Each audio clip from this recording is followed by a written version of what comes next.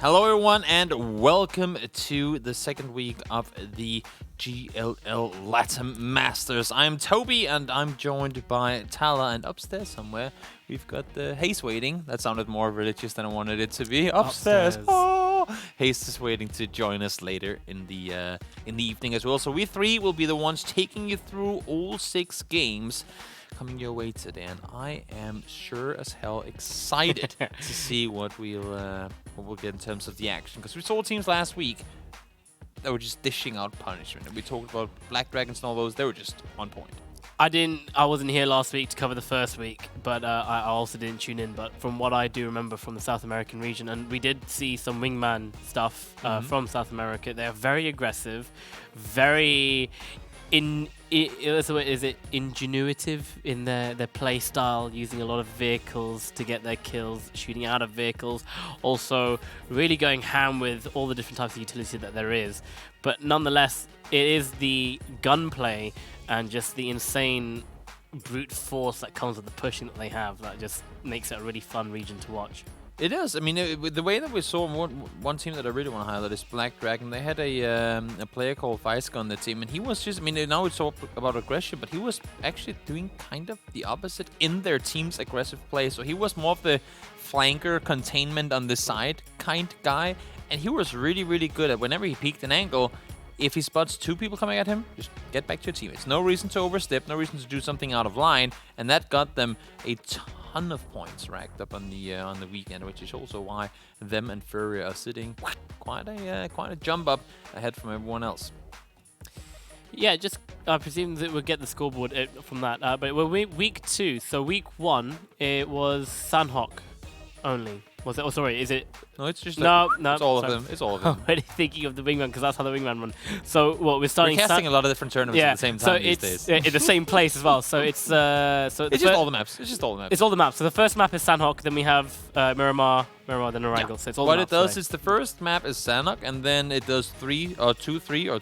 Well, it does 2, 3, 2, 3, 2, 3, but it swaps with like on the day, which is switch. So it's pretty straightforward, and I'm sure that very soon, that's if not all now, we can get up the tonight's matches. Exactly. We get to see why leave Talha confused any longer when we could just have shown him this from the start and would have been tonight's matches well aware of what was going on. So we get to see Miramars. squad game on Sanhok, which wait, hold on. Have you never done that before? Have you never casted squads? I guess you might not have. I've never cast a squad on Sanhok. You're in for a treat. Oh. And you're also in for a treat in which it's not really controversial. It's just on Sanhok, the only difference is that on Sanhok, the land ratio, where the whole going away from water and all that, happens in phase 3 instead of phase 4. Okay. Which means that the circle that has to exclude water is that much bigger than it usually is in Erangel and Miramar, which does unfortunately sometimes allow for some very, very predictable circles, especially if we go to that northwestern island. Now, of course, you can see our weeks here. We are indeed in week 2, and those will be played today and tomorrow. And then we'll be heading into the final week next weekend on the 19th and on the 20th. And well, the format's the same all the way through. We're starting off with Sanhok, 2 Erangels, and then 3 Miramars. Tomorrow it's going to be the other way around. And then repeat on to the final week coming in next week. So after then also, we'll know which of these 16 teams. There's only one spot. There's money on the line. Of course, that's all good fun. But you want to go to PGC. It's just one spot. There's another tournament running. I think it's on the side of this. I think they're actually playing kind of simultaneously. Or it's after. I'm not really sure. But there's going to be 2 in total spots for the Latam region for PGC. One of them is going to be claimed through the Latam Masters. Only one. Oh, yeah, because they have another thing running. Tournament. Yeah, they have another tournament. That's how it was working for the Grand Slam as well. But if you do remember, the Grand Slam had 2 slots for the Latam Masters. They do here as well. Right. It wasn't from a different tournament. It was just both. In that way, because there was only 3 Masters. Regions playing the whole thing. Yeah, so it was 2 slots from the Latam Masters got through to the GLL Grand Slam, and now this time it's only 1. And of course, the PGC should, in its own right, be the biggest PUBG event of the year. Oh yeah, ever. I mean, it's gonna be in terms of the level of play being dished out. In terms of all that, it's gonna be very, very highly competitive. I've had the pleasure of not only casting some of the other regions too, but like I've just been paying a lot of attention these days to the different regions, and no matter if you're the best in your region, doesn't matter what region we're talking about, you cannot go into it expecting you to do good just off of the bat of that. You have to be prepared as hell. And even some of these guys, because a lot of the other regions already done. They're sitting down and doing their prep work now. These guys who are still playing, if you're a team that might be sitting in fourth place right now, you better start looking at some of those EU, NA, Korean, all those teams. Because if you don't start doing that before a week and a half away, you won't have the time needed to do all the prep work. The thing is you're only one team coming in against all these other teams. 32 teams in total. Yeah, and especially a region like EU. How many slots? 6 teams. 6 teams from EU go through and PGC. 6 from Korea. Right, so they already play against each other, so they know how they play, and all they need to do is simply just watch Latam Masters for all they need to do. Yeah, that's all they need to do. It's that easy. Just watch some games and then you can win. Watch Latam Masters, and then see, all right, this is the team that's gone That's what they do. Okay, they'll do that exact same thing every time. Easy peasy. Yeah, okay, cool. Right, we've now learned Let me write that down real quick. They do this. Good. But in all honesty, I think that, doing your research and stuff really does pay off. I feel like that's one of the main reasons behind one of the NPL teams, Tempo Storm's success, is the amount of hard research those guys do, especially for their coach that has all of this stuff that manager, Microstar, he has all of this plethora of information on all these other teams that he digs out for his players. And I mean, it only pays off because they just keep winning, their own pro league. Yeah, I mean it's a different format when you go into these. I call them melting pots of metas, just because it flows nicely too. You can be the best in your region. I mean, we could see a team in LATAM that absolutely slaughters that. I was gonna say we're kind of seeing that right now, but we aren't actually. There's a lot of teams that have a very big chance of doing good here. But there could be one team in any given region that just butchers the entire thing, and everyone globally goes, "Oh my god, they're gonna be stumping everything," and they poop the bed. I mean, we saw ENS Phase 1, ultimate champions of PEL, then they come to the Phase of Global Summit, didn't even make it to the finals. True. Yeah, it's so different. It's so different. What works in your region, in your meta, might not at all work in a lobby where everyone's clustered together. No, you're absolutely right. Like, again, with Tempo Storm, we don't really see them kind of shine as they do at global events. I mean, the last Latam Masters that we did, it was pretty much Team Singularity. They were up there, that were highly up there. And I don't know, did they make it past the? Oh, they made it to finals, but they didn't manage to get the win. Obviously, that they would have won. I think they actually might have won the very last game of the Face It Global Summit. Something tells me, or second place or something. I was just like, it was one of those they didn't win, but at least they got this game kind of thing. I don't know if it was the last game of the tournament. No, I don't think they were. It was. I don't think they were. I think Brazilian Crusaders were the. No, they were there as well, but they weren't. It doesn't really matter in the end. It's long gone. But what does matter, and what I think is really interesting, is because we've won third through the tournament so far, and we already see these two teams in Furia and Black Dragons go out and repeatedly have good performances. And we talk about how normally, you just want to get top 8, and you want to, but there's one spot.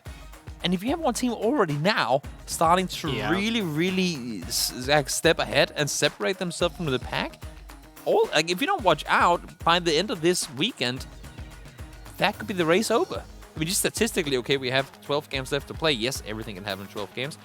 But then we might see like multiple teams all of a sudden jumping on Black Dragons just because everyone wants that spot and somebody has to sacrifice himself to kind of make it happen. Yeah, it gets to that situation where it gets to that point where, hot dropping will become a viable thing. But the problem that you have is, do you want to be the team to hot drop and then put yourself at the disadvantage of, you might lose out here? Or how many teams are going to commit to the hot drop? And, if it's more than 3 teams that are hot dropping Black Dragons, it's pretty much king of the hill, like everyone against one. How do you know that you're actually killing Black Dragons at the end? They might just be like, right, guys, they're fighting each other. Let's get out of here. Sneaky peekily making their way out of it. It's like, how when you see all those old cartoon movies, like the big cloud, and then like Tom and Jerry are like, Jerry's just gone off. Sneaky peekily make their way out of it. Yeah, it's true. It could very well happen. We always say, nah, it's never going to happen and all these things. But then when it comes down to it, when it is that final couple of games, we saw in PEL Liquid, they were chasing. We're talking chasing FaZe because they knew the only way. I mean, we can. This second place is great and all, but we want to win. and there's no one in third place that is close enough to catch us anyway. So you've what got do we that have to buffer. lose? Yeah, I yeah. mean, so just full speed send to try and hunt them down, because the only way they could win was, I think it was like getting 18 kills and a win, and that would require that FaZe didn't get a single point for that to happen. So in order to do that, you gotta kill FaZe first. You gotta prevent them from getting any points. Yeah. And they were just, I mean, we were talking miles out in the blue, just chasing them. It was hilarious. Go watch it. It's like the very final game of PL Game 96. A very, very hilarious game to watch and to analyze as well. But I think we are getting closer and closer. We absolutely are, and I'm actually really excited because all the flashbacks of the previous Latam Masters is coming back to me with the Singularity guys and the Fury guys. Just the amazing 360 Dacias into switching seat into going there. But there we go, the leaderboard. Look at the leaderboards. It's Black Dragons are sitting at 123. They're 2 wins in placement points almost ahead of second place, and they are over 30 points ahead, or really close to 30 points ahead of the team below them. This is absolutely insane. Like, we're talking absolutely insane. 27 points from third to second, and then another 19 up to first. And this is what I'm talking about. If anybody, if you want to have any chance whatsoever of getting that top 1 spot, you gotta go hunting today, pretty much. Third place in 77. So everyone else is fighting. Like, you can see up to 6th. Everyone's broken into the 70-point region, but it is that top spot that you're on about. And you only need one. Like, you don't really care about the first place. Yeah, and it's so far ahead already. We've seen it before, where the top crumbles, but the way that Black Dragons played last week, I'm just not seeing them getting hunted down. I'm not going to call it out. I'm not going to say it's not going to happen, because, again, we've been surprised a billion times before, where it's always come down to that very final game.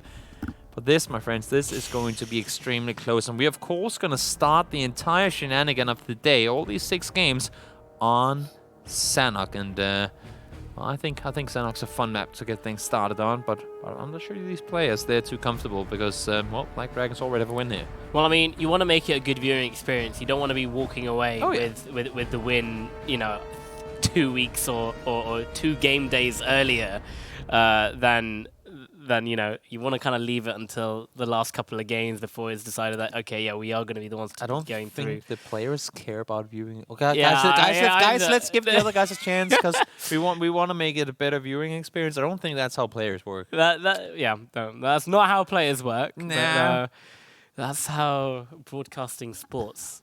Yeah, work. I just don't think that's something we'll get to see in terms of in terms of play styles here. Oh wait, guys, we're actually too far ahead. We should give the other guys a chance to catch up on us. Let's just go AFK this game. I think if you're Black Dragons, you're just gonna keep on going, doing the exact same thing that you've done all the way up until this point, and that is rack up a ton of kills, but play really, really passive early game. I don't think I've really seen Black Dragons aggressively take an engagement before Circle 4, Circle 5, and that's the good thing. They've always been able to find their players alive until late. And this circle is going to go over to that eastern island. Again, seen statistics on it before. I think it's somewhere around 62-65% of the circles go to the eastern island. Obviously, landmass massive.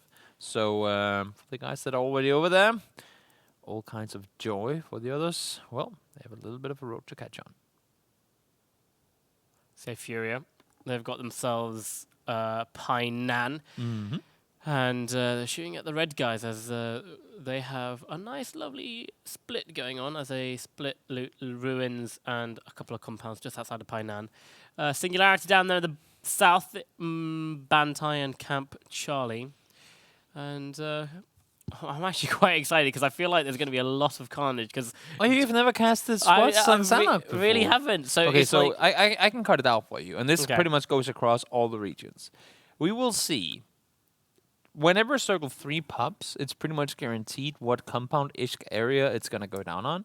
So we'll see 2 or 3 teams, if they haven't already gone there, hard commit for center compounds. Those are the teams that tend to want to avoid engagements, because the more center you can get, potentially the more engagements you can avoid by not really having to do any sort of crazy engagements. And then from Circle 3 all the way up to Circle 7, it's just going to be teams on the edge getting third-partied. Okay. That's what it is. That's pretty. That's not that. I'm gonna cut it out for you this way. Now you think about it, and then when we watch the game, after the game is over, you let me know whether I was right or wrong. Okay, so let me think. So circle 3. That Couple of teams center, not fighting whenever the space is made, and then from there on, the only teams you see fight are on the edge. are on the edge, and the teams in the middle, they just chill and wait. They're just chilling for. Yep, literally just chilling. Okay. But then they also only get a couple of kills, so they might not be able to get the top of the leaderboard, because if one of those edge teams make it through to the end, and they win, that's going to be like the 10+ kill win, right? So we'll see. We'll see. We've seen a couple of endings over by where FRC is right now. It's gone over there just in the northern side of Crawley. We see players making that into that territory already. Again, Circle 3 is a pretty big one. So if we have any water inside the next circle, we might be able to already then guarantee kind of the terrain we'll be moving into. Necro AQN just appeared on my right at the top. That just appeared pretty far away from the rest of his team that are already rotating down south. As you can see, Black Dragons. That's a scary rotation. Speaking of rotating center early, Black Dragons, they want a piece of it. They don't want to get stuck on the edges. And that's what teams do. I mean, normally you say, oh, let's avoid fights by staying on the edge. It's opposite on Sanhok. You avoid fights by going center. I mean, you can kind of already see where it's going to go in the center here, right? Because there's hardly any water. Yeah. It's still going to shift away. Speaking of Black Dragons, no, Todic's gone down early, and that's Japish getting themselves a noggin. Also, by the way, Japish, we actually said that wrong when we were doing the wingman stuff. It's, you know the sound of when you slap someone? You know that sound? That's from their name. You actually do that pretty good. Yeah. I don't think I can. Nope. In any case, Demo gone down. We talked about Giants falling apart. Feiske out as well now. This is massive for anyone else watching this. Black Dragons, 16th place. We spent so much time praising and talking up to them. I mean, wow. That's massive. For everyone else, this is a time to catch up. Yeah, especially for those in the 2nd and 3rd place slot. They can really rack some points up and start making their way If we see Furrier go out early now as well, that would be absolutely insane. Like, everyone else would just be hunting. Yeah, you might as well try and do that. I mean, you know, there is a point where the people on the high horse, they do fall, and it might just be that for Black Dragons. Overcommitting a bit too much very early on the rotate, just going through, but I feel like that's the problem that you're going to have, especially in a circle that has a lot of landmass like this. You're going to be driving past one team. They drove past net, they got shot at, lost a bit of health, drove straight past Yapish, and then had to crash at a compound, had to commit, and there was already a person in there, and they got crushed and wiped one by one. Not really much you can do when you're on a vehicle up against another whole squad with their weapons already out. You're already at your disadvantage. They thought they had Japish beat to it. I mean, they really thought they had them beat, but they were really quick on that rotation. They valued. I mean, you saw them immediately when they were leaving boot camp. We need to go center. We need to get it early, and they moved really quickly on foot, so to speak. And they were still not. They still managed to beat Black Dragons, who came in on bikes. Yeah, and Black Dragons looted Paradise Resort, so very. They're actually further west than that. They were up by the bridge of Hatin, like up in the western area, so even further away. I'm surprised they had all those vehicles as well from that area. Yeah. I was going to say, because I thought if they did do Paradise and they've got all this area, like all this high tier, not high tier loot, a lot of loot quickly, then they can get all these vehicles from nearby and then quickly get in. You can see already a lot of teams going for center and Singularity making their way in on foot. CRM down there needing to rotate through. Going to be, is it Cream? Mm-hmm. Cream and Red Cannons. Yeah, Red are going to be making their way across through Painan. Let's make their way in. Yapish. One Porch gets taken down. They only have one kill so far. Probably would have wanted to get some more on the Black Dragons as they came riding on through. But it was actually Furakao who managed to get the majority of those kills just before 13 seconds to go until we'll see where that second circle is going to take us. Also, if you remember some of these names from, it's the former Bitloft team. Just with the change out of okay. So the other team out of Ribbo, he was the addition from Singularity. The other team that made it through to the Grand Slam. Exactly. And Bitloft. Yes. Okay. Second cycle has popped. It has shifted a tiny bit towards the northwest, but it's still going to remain. It has water. Dead set. It does have water. So we have to ship back east. So, to be honest, where Netar and Yapish... they're sitting pretty well. They're sitting pretty good for the next couple of ones. Yeah, you'd assume so at least. But yeah, it's I was going to say not a lot of room for the guys on the further end of the circle. Sorry. No, that's the issue, right? Because the guys out on the eastern side, you can see how much room there is in the west, but that's because boot camp ain't gonna go there. The middle to the east of it is like that big rice pond type thing. Don't want to be there, and everything on the northern side, other than the hill itself, is really, really open. So you have all these players already crammed into Circle 4, potentially like Circle 5 type territory, and they have to fight their way through it now. Yeah, the circle shifts again. Just slightly bit out, then all of those teams, it'll just be a bloodbath going in. And a bloodbath is about to start for Cream as they have to try and cross the river on a small, tiny little bridge as TGM are getting completely annihilated by SPM. Lauren, Sid, and Brutus. They've had issues having all 4 players on the server at the same time. I know TheNameIsToby is on that team too, and unfortunately, it seemed like there were only 2 guys connecting to this one, so they will go down early. Singularity might be running into Mechanica on the southeastern side down by Quarry. It seems like Mechanica, rather than picking a side of the Quarry to push towards, they've decided to say, you know, we'll just... They're just running past each other. One team goes one way, one team goes the other. And somehow that all works out. I love that. I absolutely love that because you can see like the mentality in the whoever's calling the shots there, the 2 different like mentalities. One was like, this is the best way to rotate. We're going to go east because, you know, it's the furthest away from where we are and whatnot. And, you know, there's compounds there. And Mechanicas, their team leader, no, we're going to run back through there towards the water, you know, this side of Quarry because no one really likes to go to Quarry. Keep an eye on Runner, by the way, guys, if you didn't get to watch last week. He was a beast with the bold actions. Whenever the team was in a situation where, oh my god, if we don't get a knock here, we're not going to make it to that compound. Boom! There comes Runner with the crazy headshots. So look for him to do the damage. And Runner, you might want to look down a bit because you're looking 500 meters away. You might want to look approximately 50 meters away because you're going to full team underneath and he is going to get knocked cold out in the open. We are full on jinxing people today, Talha. This is not good. You are full on jinxing people. I haven't I'm not going to mention any names anymore because I feel like whenever I talk about someone, they get eliminated. Well, luckily for Ronner's teammate, he didn't get spotted out and he hasn't been knocked, so he's going to make it out alive. Mechanicas, it looks like they're just doing a little bit of a run by as they get 1 kill and they're going to continue on their massive movement, but straight towards Furia or Red. And that enables Cream to actually run into the circle a tiny bit. As the circle's closing, we're going to get to the next phase very shortly. Singularity, you can see, have already made the way in nice and safely into the zone. Up there in the north, we've got a team, CB and FG coming in, fighting at the warehouses. And it looks like Rafa's going to be the first one to go down and die. Danny, what can they do here? Holding the angle. Furious have found the coffee break. Team Circle shifted away from them to their miles out. Now Furious holding the angle. Great knock from Danny. Hard peeking into it. YHG is coming to help a little at GA Gaming. And now there's just 1 player left alive, and that's Osni. This ain't going to be easy at all for Coffee Break. No, and Osni is very low on HP, but it's going to be YHG Gan Johan. Comes in and actually takes that last kill. Nice and easy. Wait, is Ganjahan? Yeah, look at how far they are. They're just shooting in. That's what I told you. They got shifted away from. Yeah, third party. And I mean, even though that's still within a kilometer, that's about 500 meters odd away, the warehouse that they were shooting into is completely open and exposed to that side. So it's just easy shots for that team as they're making their way in. Circle shifts away from the water, does go down south towards the quarry area, but you can already see who's got center circle here.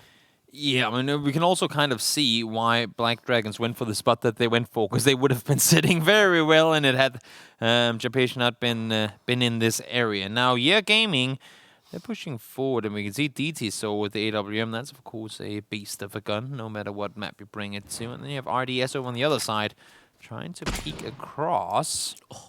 And right now, they're just trying to hold off. I mean, Furcow doing everything they can to hold out Gaming. Yeah, they just need to be careful because Net are going to be coming up the hill just below them. Have to prioritize your engagements here. Again, look close, not super far. Especially on Sanhok. What kind of hill warfare? Is it hill to hill, or do you want to fight on your own hill? But I mean, these guys, YHG, they're not really in the circle yet, and they're not too much of a threat to FRC, not as much as Net are right now, but not as much as Mechanicas is being to Red. Mechanicas, they don't have the luxury of the compounds as cover. But they do have the rocks and the trees and the smokes, and they're actually going to back off from this fight. See Mechanica there just dipping. Don't want to fall into the hands of red cannons. They're going to run straight back down towards Cream. And for now, I mean, I think that the main issue for them right now is Quarry is taking up the entire eastern rotation opportunity for them. So should the circle go north, they kind of have to go back towards where red is. But this road, where Fury and red are kind of the gatekeepers of them crossing, that's the fear. Because look at the positioning here. The deagle from inside the house. I hope RDX has another gun. Oh, thank you. The deagle only Pro League qualifiers. That's a little optimistic maybe. Rotating through Quarry is not that bad compared to, you know, if you must, it could be rotating through Erangel Quarry, which is a lot harder to rotate. Okay. I'm even that I'm gonna have to somewhat disagree with you on. What, rotating through Erangel Quarry is easier than this one. At least, like, you don't have to climb a mountain here. Oh, but it doesn't matter for them. Mechanicas actually get given the circle, so they can stay. They don't need to worry about this Quarry obstacle that they do have. However, this is actually going to make it harder for Singularity because the Quarry's in the way. For Fury as well, that's massive game. Remember, Black Dragons out in 16th. They were sitting down 19 points from first place. They have a chance here to rack up points. They have a chance to close that, close that gap by such a massive margin. They just have to stay put on their side. Singularity and Yeah Gaming. You can see Yeah Gaming, they're sneaking in behind. You can see them right here. They've seen Quick. Panda is down there as well. Ganjohan, he had an insane way to end the game in their win on Miramar last week, and they have to make this push forward. Panda gone down, though. That's from inside the circle. Yep, Vinny finds the head of Panda, and they're getting spotted out now. Brew take him out and wipe him out, gets a flush onto him as YHG are pushing into Singularity, and Singularity getting knocked from all over the place. Everyone is targeting them. NRG also getting in on the action. Mia Frango finds low quicks. This has been the name of the game for Singularity in the tournament so far. I mean, whenever they've been late game with multiple people alive, they've been so damn scary. They just lose players early on so many occasions where there's very little they can do. Now, Net, let's see here. Prone tag, and what can they do against Furious Gaming? Coming up the hill, speedy and fast. Ali, he finds the first knock. He gets re-knocked down. Danny actually finds RDS 240 hertz. And everyone else is just going. Nets gets involved. And that does down to Danny as FRC, Lon Proch is coming in. The third party is coming in as well. Massive. Okay.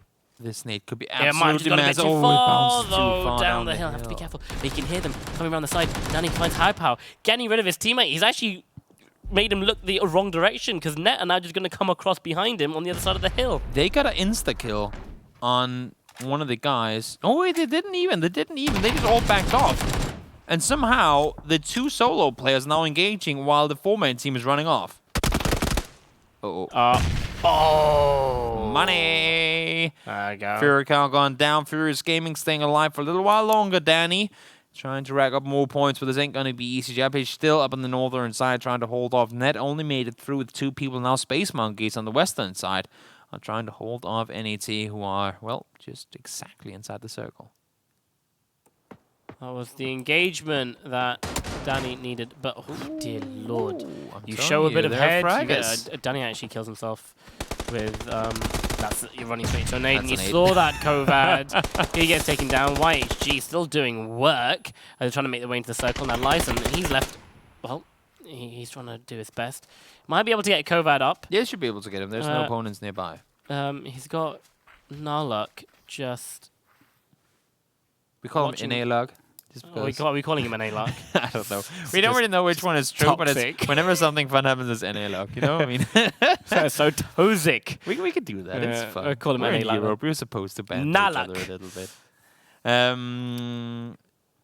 Prone tag him.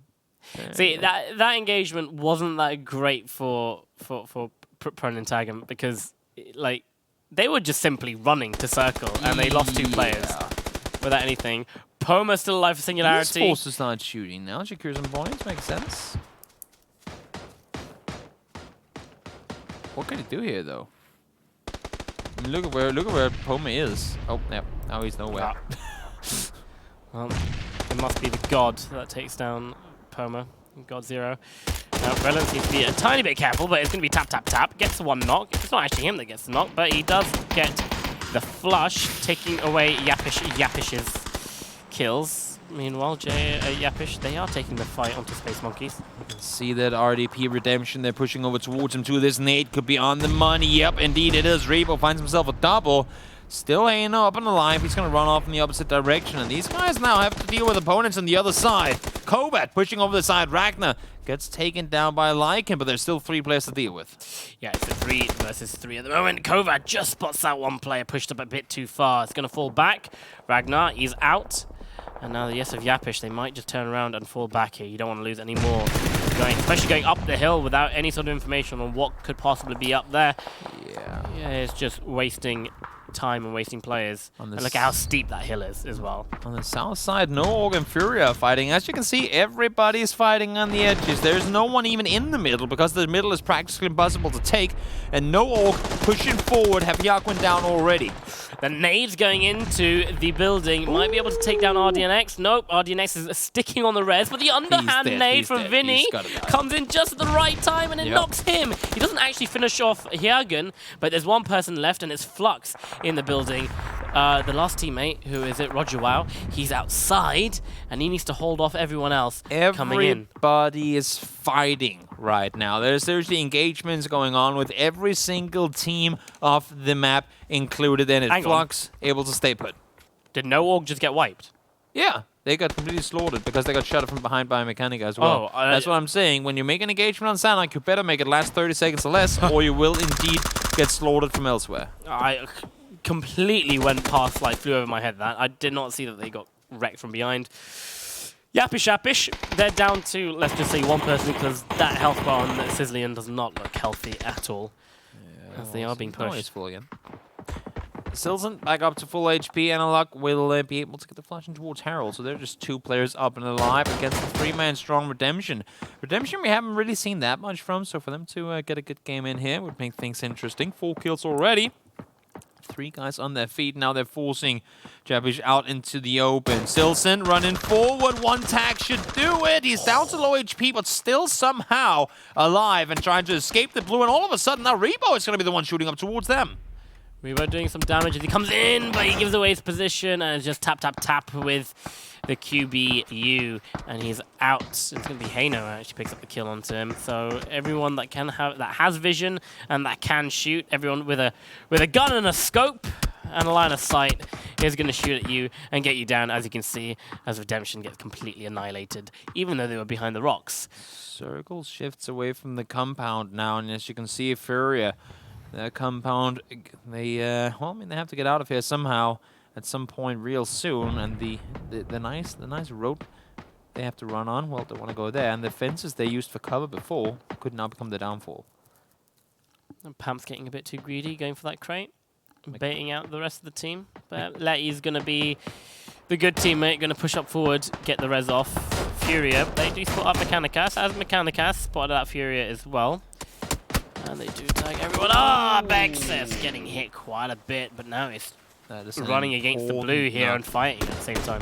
Clutch knock from Flux. We'll see what more can be done. Evancino, double knock coming in from him. He does go down in return, though. RDNX is there to do the damage. Seiko does shoot over towards him, and RDNX somehow still alive. Raspu from the side does damage, but Furia do go down. Secured, killed, does come in from RDNX. And all of a sudden, we've got 2 teams left alive. Pam's alive, and Red Canids, the former Brazilian Crusaders, are now in a 4v1, and I'm strongly assuming that this is going to be a 5-kill game for the Canids. Yeah, it was all down to the fact that the Red... Wait, he naded himself. Good play. Okay, deny the points. Yeah, that's okay.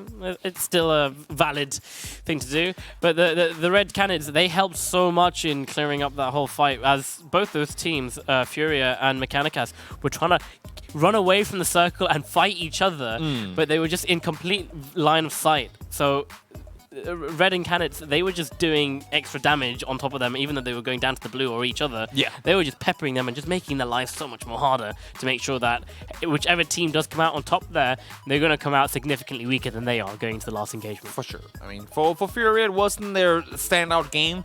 They wanted to catch up on the Black Dragons. But of course, any point you can get is well earned when your opponent has 0. Yeah. And they did manage to get a 3rd place with 6 kills to it. So that's a pretty decent 11-point pickup for them. In all fairness, whenever the circle shifted away from them, I don't think they could really have expected any more than that because everyone was looking that direction. Yeah, I mean, you say they got 3rd place with 6 kills. I mean, Mechanicas, they got 2nd place with 6 kills. So they just got, you know, that extra 1 point. A little extra 1 point added to it. For them. But Red and Canids, they got 4 kills and 1st place. So that's 14 points. So it's not that big of a gap that you have between the kills from the 1st and 2nd and 3rd place. But those extra 4 points difference between 1st place and 2nd place can make all the difference. I mean, 1 point can make the difference. We've seen it so many times before. It's absolutely insane, actually, how many tournaments, how many long, we're talking almost 100-game league formats have gone down. It's just 1 point when it came down to it. But guys, that's going to be it. Sanhok out of the way for the day. We'll take a short break. We'll be right back with Erangel coming up. Stick around. We'll see you soon.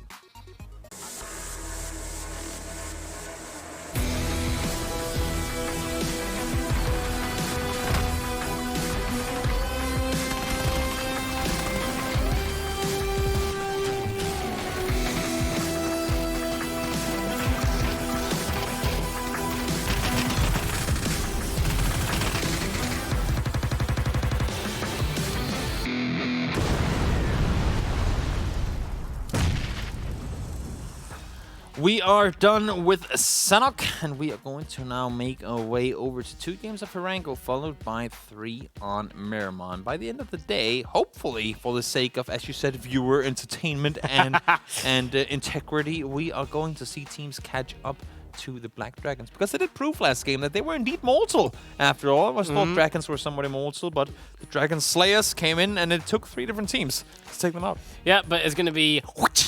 Oh, I can't do it. Was it? It's like a pish, right? So it's in the end. No, but you've got this base. So that's like the flick, and then you have to get the I have to do the hand movement. Yeah. That's as good as it gets, I think. Oh my god! Rate him out of 10, guys, in the Twitch chat. How did you work this out? How did you find out that that's? We said Japish, me and HayZ, and then someone added me on Twitter said, no, this is what it is.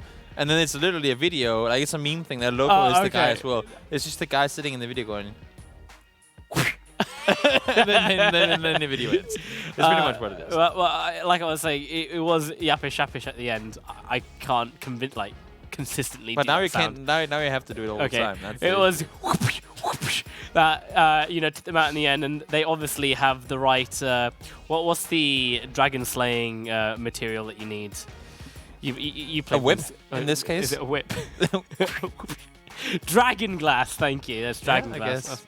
That's what I have. Depends on the game and what law you're in, I guess. What law you're in. Yeah, but I think dragons have been killed with many different things. In steaks the past. and garlic. I think that's more of a vampire thing. Maybe it's a vampire dragon. Vampire dragon thing. We are sidetracking massively, guys. It's not good. But we are making our way over to Erangel. One thing I am very curious to see is that that we have not really had a whole lot of teams jump on top of each other, like in terms of looting.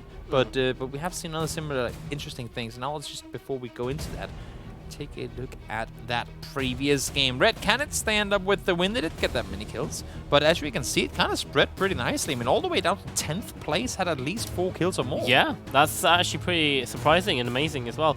You know, you're not getting the placement kill points, but you are getting the kill points. And 4 for coming 10th place is the same as is it 4th place? Yep. Yeah, it's 4th place. 4th place, 4 kills. Sorry, 4th place is 4 points.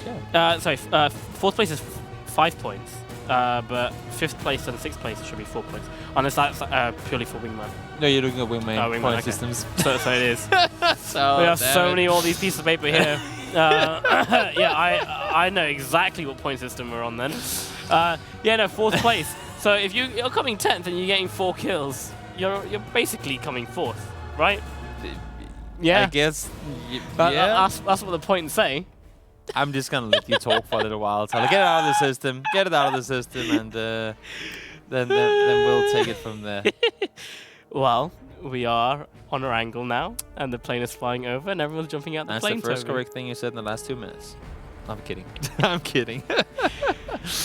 But yes, that is true. We are indeed on Erangel. And I was just saying before how we do see a bit of a cluster of teams down and around the farm/Milta area. Pretty much trying to fit in more teams than need be. And I want to see if this week they've changed that up. I truly hope that they have, because 16 teams on Erangel, there's room. I mean, believe me, there's room for everyone. We only have one team going even towards Georgia Pole on a pretty, I'd say, pretty decent Georgia Polian plane. But we do see, once again, the cluster in and around the middle. We've got down towards the west side of farm. We've got Mechanica in the middle. We've got Furious Gaming there too. And then we have Space Monkeys making their way down towards Milta. It is a cluster. Yeah, it's surprising that no other team has decided to go to North Georgia Pole, especially on this plane path that complemented that area quite well. Mm-hmm. And as well as that, like no team going towards Severny. You do have Furia in Yasnaya, but the circle does appear to be centered but slightly to the north. Yeah, unfortunately, it was a somewhat northern plane, so you love those games where the plane is like Milta Power over Prim, and then you get this circle. Right? I mean, that's just as ruthless as can be. But now Japish, well, they're flying, they're landed already, make that. And Ivancito and Mechanica, they are still mid-air, at least some of them, and they are being shot at. As you can see, Ivancito, left, right, dodge, weave, 2 bullets left, Rebo. No more ammo. Maybe if he's fast, he can find himself some more bullets. He actually does manage to get 30 bullets on the ground. This could be death. This could be death of Ivancito, but he's dodging and weaving as best as he can, and somehow Rebo ain't landing none of them. But actually, we had to talk about this last week and how it's so difficult to shoot in the air just because you don't really have anything behind it to align with. So if it's next to a rock, if he's next to a tree, if next to a car, building, whatever you name it, you can tell that like how far he is kind of based on what he's around. Also, you can see the bullets connecting with the rock behind him or connecting on the tree on the right side. Here, it's just into the air. It's so hard to really get like the depth perception is difficult. I also think the angle is so weird, and the movement is so weird. It's so okay. What is going on? It's a poltergeist bike. If he died, mamma mia. Okay. There was some Hulk Jesus stuff right there. Loan Proc, he is...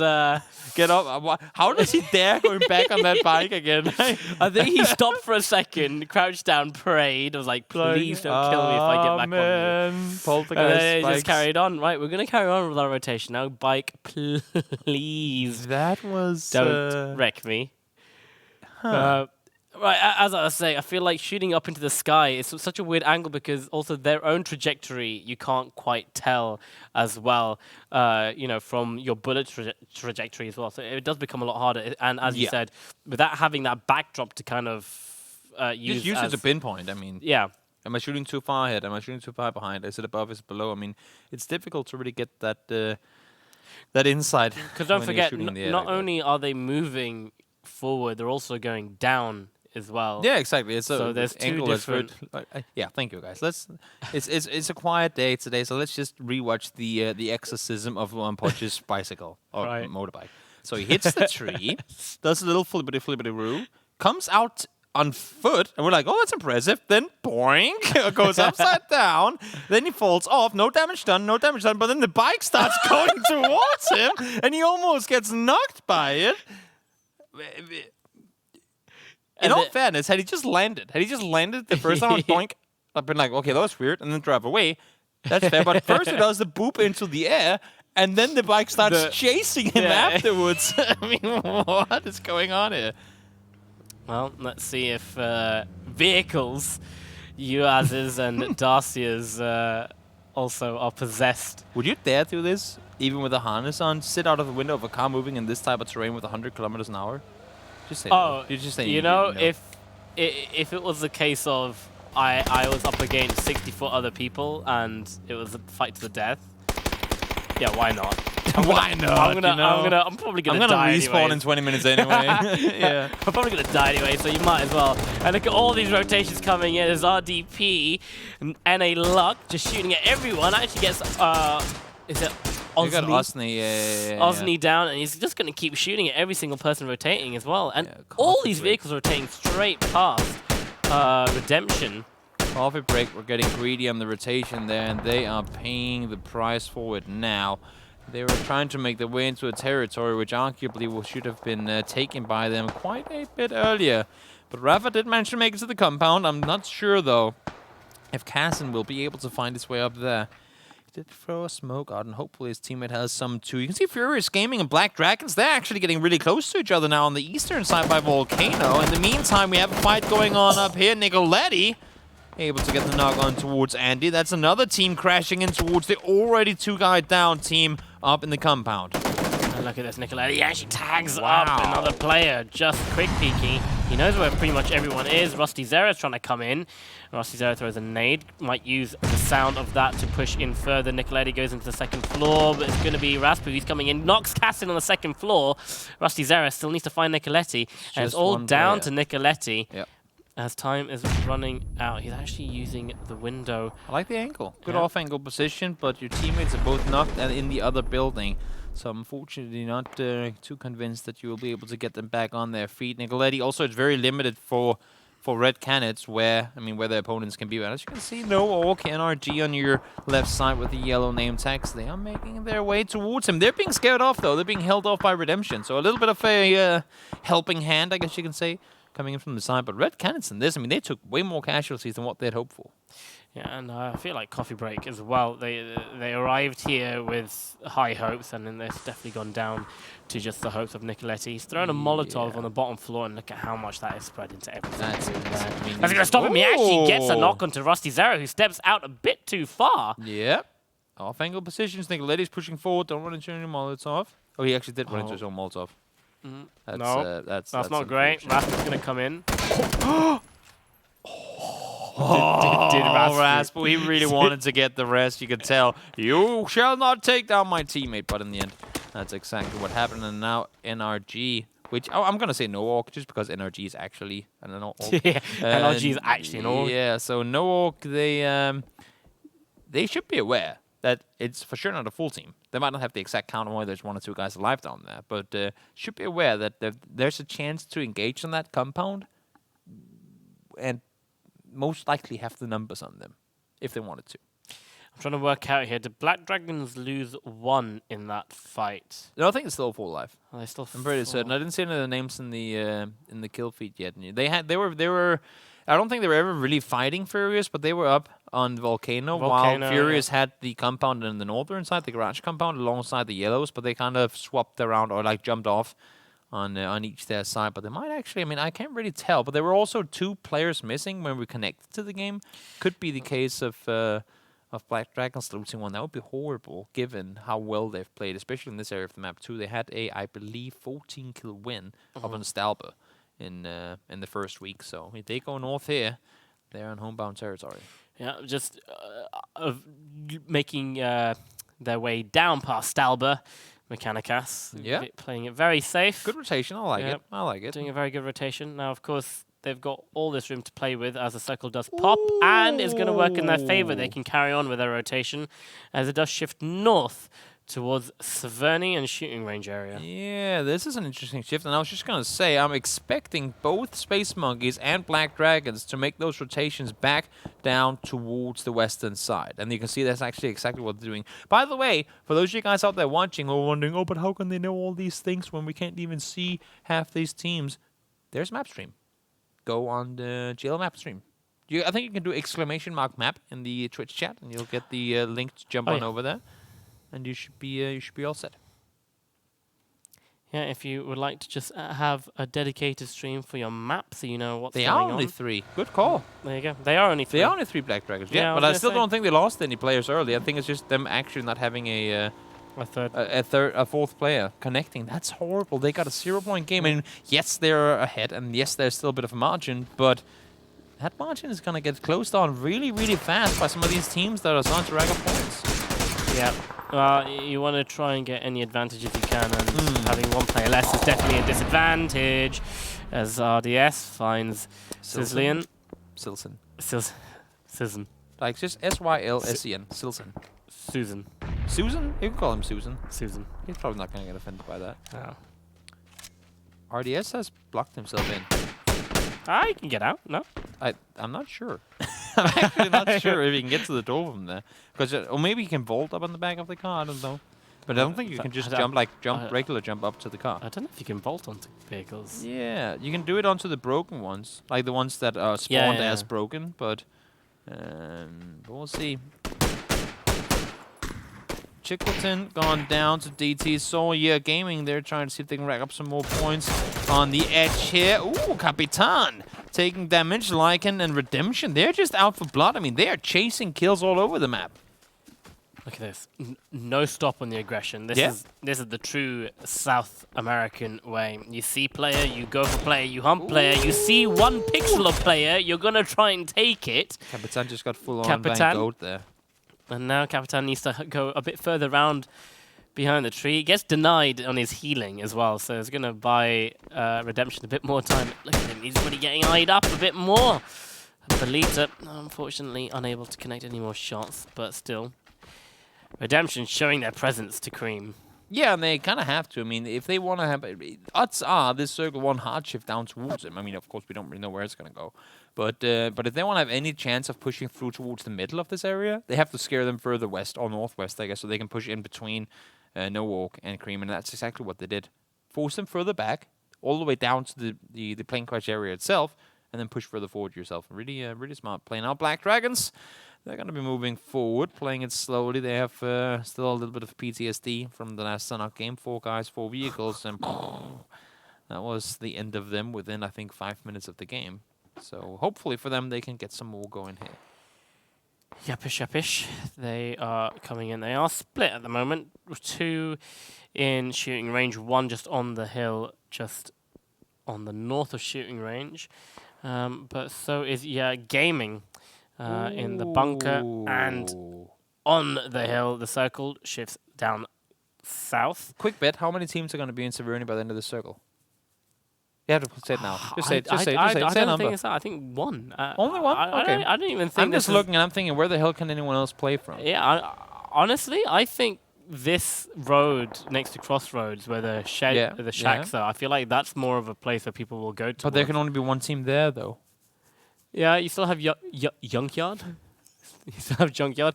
No way are those teams all going to go for Severny. Everybody is rubbing north. They don't want to run down that open hill, and they're all starting to go into each other now. Yo, Rascal, you needed that knock. You desperately needed that knock, and also have a chance here. It does get 1, but that's what I'm saying. He needed more because they were all coming down the hill, and unfortunately for Red Cannons, they do get 3 kills early, but they're going to go out without any placement points. Not the type of game they would have wanted here. Yep, Mechanicas, they're rotating from the north of Severny. They're going to go completely round. Yeah. You can see Furious Gaming, they've already made their way to the Junkyard compound. TGM, they're actually split holding the warehouse and the little compound on the hill there. Mechanicas, I think, are they actually deciding to go into Severny? I feel like you can go into Severny in the circle as long as you take the most southern tip. You can play the southeast tip. Yeah, exactly. the most southern tip, because that's... I think as long as you can save your vehicles and have an exit route, you can play it. But I think they're going to opt to go on the eastern side. Yep, they had the little huts out there. What's this? I feel like Mechanicas might try and crash the warehouse here if they fully commit for it. But look at everyone getting caught up on the western side there. Black Dragons playing this circle from the south is a bit of a surprise to me. They normally like to find the quiet side of the circle, where they don't really have to aggress on anything. And for them, I mean, they practically can't play with vehicles any longer, unless if they tank blue here to wait and see the next circle, which could be a good strategy. It's only phase 3. They could tank the blue here, stay in that compound, like boost up fully, get ready to rotate as soon as that next circle pops, and then go accordingly. But if they are they can't drive around from here anymore. I'm pretty sure they wouldn't be able to do that. There just seems to be like this. Furacao and Furia just compound fighting, not really achieving much other than knocking and doing damage to each other's economy. It's not Counter-Strike. They don't have economy in this game. The economy is meds and yeah, I know what you mean. Kevlar and all that. Kevlar. You can call it Kevlar, for God's sake. Don't call it Counter-Strike. No Org defending against Redemption as they're pushing in, and Redemption are going to go hard. There's going to be no stopping. A breathing room given to No Org. As you can see, Hovat finds the head of Miafrango and finishes him off straight away. Good taps. Absolutely no breathing space given to no org. That's the issue with that compound. If you allow for a team to take the hill above, there are a lot of compounds in these areas that are similar to this, and plenty of them on Miramar too. You need to have a guy like that, Achilles heel position. You need to have that one covered as well. And these guys, well, they don't. Despite them having 4 guys alive just before, they're not working out at all. And yeah, Gaming and Cream, they're going full on bonanza. How did he just float a vehicle down there and kill 3 people? No, did he just send it? Oh, please, observers, please that you quote that. Please somehow show us a replay of that at some point. I think what happened was that Gaming was shooting at Cream, which meant... No, wait. Cream was shooting at Gaming while they were rotating, and because of that, this is just them finishing off flushes, not a whole lot to it. They were... Okay, Gaming were rotating from the north, Cream were down south, and one of the guys got shot at so massively, he's like, okay, the only exit route I have is just send my vehicle straight into the bunker, and out of the bunker comes 2 players, and he just flies the vehicle straight into their faces. No, that's my only bet, because that kill feed lit up massively within seconds. Runner, it was like three knocks of the vehicle he got. That's pretty funny. Let's say we have replay. If not, then if not, just maybe a replay of the kill feed, because it's just lasered up. Go in. Okay, but it's going to be more bunker action right now because there's nowhere else to go in this circle. Really as Pam from Mechanicas is holding downstairs in the bunker, while actually no, there's 2 players down here. Are they splitting bunker? Oh my god, they're actually doing a lot of work here. Pam's actually just go down. But the smoke, the black smoke from the bike might just help out a tiny bit to cover some space. But Ivans, he doesn't want to peek that much. Oh my god, oh my lord! Oh my lord, it's a triple nade! Lady comes in from back, that's all they were waiting for. That's and what I was saying. Mechanicas comes out on top. That's what I was saying. Why in the hell would you tunnel vision? Literally, tunnel vision guys inside when you know to watch out from afar. The rolling buggy took them. No. So Runner, right? He gets shot out at first, and then the vehicle comes rolling down and kills them. So he gets shot up before they even get down there, and the vehicle rolls them over. Thank you, observers. Thank you. Way. I don't know how you caught that angle, but that is interesting. And he's still alive, so he got red. That's so absurd. That is so absurd. Like, there's a buggy coming. It's fine, I got him. You've killed the rest of us. Yeah. By knocking that guy, he literally killed his teammates. That's so dumb. And entertaining at the same time. Cream, they do go down. Runner was found in the end, and that nade could be money as well. It bounces far. It gets the knock on towards Brutus. Now Lauren and Technudge, all that's left alive. Brutus did manage to get a knock in return, though, but there should be Technudge down as well, I would assume. Yes, indeed it is. And they all go down in flames. 3 Anagato men full on wiped out. Chickwitton got knocked, but he should be able to get back up on his feet. Yeah, this circle's looking pretty rough for a lot of teams. Not many places to go. Furious looking pretty good. As the nades keep flying into Furious Gaming from Protonagam. They're coming in hard and fast. You can see Young Crush on his bike trying to catch up with the rest of the team. And they're just going to be met with a line of people making a wall against them. And it's Furious Gaming. Furious Gaming actually being shot from the backside as well. So they're not in the best position according to this circle either. But it's just a game of nades, and how many can he throw? Well, he's going to get rid of the vehicle. Danny falls pretty low, needs to heal up. This has been a chaotic game, to say the very least. We've always had these, when HayZ and I casted last week, so many exciting moments in this tournament, where in like games where we thought everything made perfect sense, and then they come over to Erangel, and everything is just a complete and utter chaos show from start to finish. Yeah, South America delivers. Oh yeah, for sure. South America delivers. Last week it was a case of day one. We were complimenting teams for how well organized they were in a tournament where they haven't all played against each other before and all that. Like, how can this work so well from day one? And then day two, it just completely upside down. Like, everything just turned into chaos.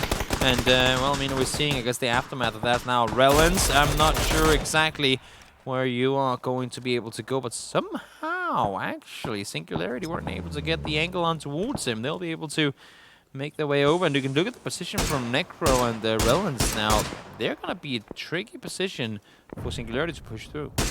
High Power's doing work over to Mechanicas as Excess falls and gets knocked out. Singularity. What is that, nade? That's an underhand grenade, yeah. Poma. Just... It's only nade too. He needed to smoke further forward. Monka S-ing there, knowing he just misclicked a tiny bit.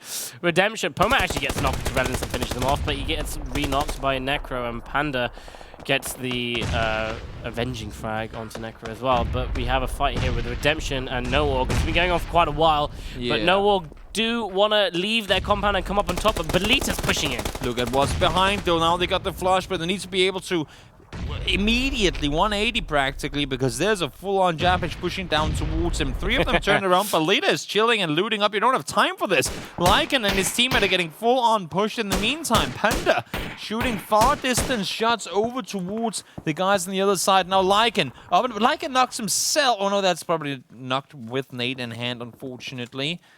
That's going to be a full-on engagement down on the southwestern side, and you can see Rebo now up close, forced to take it further. Yeah, Redemption, they're just going to fall back a tiny bit, regroup, and throw some fire down, but they're actually going to get a knock onto Rebo. That's from Kovad. And now, Japish, they don't have a lot of time to spend messing around with this, because they've got Mechanicas. Only 2 players, though, from Mechanicas coming in, but we've already seen what 2 players of Mechanicas can do. They can wipe out an entire squad with just 1 nade. So they do need to really play fast and make their choices up, as the nades are already flying over. And Singularity are starting to make their way into the circle. Furia, they're okay in this circle. They don't need to move at all. They can look around and shoot everyone else. They're literally getting shot at from everywhere now. Herald down as well. Ragnar out also, and that was Mechanica. I just talked about them. Ivancido able to come in and get the kill. I guess that's a bit of revenge. Why you shoot me in the air, bro? He was able to come around and kill him in the end of it. So Karma striking back at its best. Furious Gaming on the eastern side still put. And look who's in the middle once more. Yep, Furia. They could potentially take over first place. They don't have any kills yet, but with that position, they could get really good things going that way. Oh my lord, RDS almost ran into that one. Quick shooting at Furious Gaming. That would be very tilting for me, but everyone's just closing in onto Furia, knowing that there is a team in this yellow building. Yellow building compound trying to come in. They are trying to use the ridge line to their advantage. That Poma gets knocked as well by Redemption, but the nades are flying over. Some very good nades, some very good headshots coming in. Danny finds High Power. The amount of nades they have! My God! It is just, you don't know where to go, where to stand. I think that was nade number 10 and more flying. Look, they're continuing. They constantly fly down towards them. It's a full-on barrage of nades. Like just unlimited nades being thrown forward. It just doesn't stop. What type of left, right, up, down, AP gives you unlimited nades in this game? I want to know, because they literally threw 15 nades over in that area of the map. The smokes as well. It's just looking rough for Furious Gaming, because they need to close this gap, and it's a big gap to close. They desperately need some knocks. They need to knock these guys, and it's such a hard angle for them to actually knock all of these. Look at Furia, 15 bullets in total on his SLR. Well, make that 12. Wasted some on getting rid of some tires. I hope you don't have a 7.6 primary. Yeah, what's this primary? Interesting. Okay, 2 hits through the smoke. That's Noran. That's going to help a tiny bit. But you want to get a few more knocks too. Oh my good aim. days. RDS was very good aim. I mean, Noran wasn't looking at him at all in that situation. Now Chickwitson is all that's left of his team. Mechanica got themselves 7 kills so far, so doing pretty well at that. Furacao sitting at 6 alongside Redemption, and Singularity still have 3 in the game, everything considered. And they have been through early, and then you have Furia in the middle. Whether they get the kills or not doesn't matter. They want the 10 points for the win. It's really interesting to see the contenders to actually win this game. They're all on the equal amount of kills. So it literally could be... they're actually fighting for that first place spot to get those extra points now. And that's what's going to make the difference. As Singularity does go down to opponent Targum, and Belita taking the last kill onto Panda, so that's a bit of a flush, and Furia. This is the issue right now. Everyone's a duo, other than Chickwitson a solo, and then you have the 4-man team in the middle. They have a chance to rack up kills now. Furia, I mean, that's why you position yourself like this. so that you can have the numbers in the late game. It's not going to be those 18-kill crazy games, but you can get 5, you can get 6 kills and a win, and in the end, that's going to rack up so much more overall. It'll be interesting to see when they start pushing out and actually being very aggressive. Ivan finds a knock into Cubalita. I don't think they need to push out. I mean, you can see that's building. They just sit here and force everyone out in the open. Everyone's already out in the open. You can only see HNK1 finds Ivans, but it's going to be Yonkosh. You want to try and get your kills not stolen. You want to try and confirm them, flush them out, so the extra 1 points aren't going to be going anywhere. But yeah, works very well if you can steal easy kills. Got that extra 1 point. That's big. Yep, that's the first 2. First 2, and still got another potential 7 kills coming your way.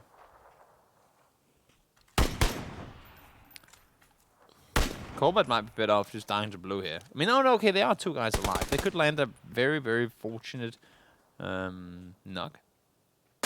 But they're gonna need a billion smokes to get off this hill. I guess pretty much it's not gonna happen. Them getting off the hill here. Everybody's looking towards him, and Chickerton is inside the circle too, alongside Letty, so they won't get any placement points either.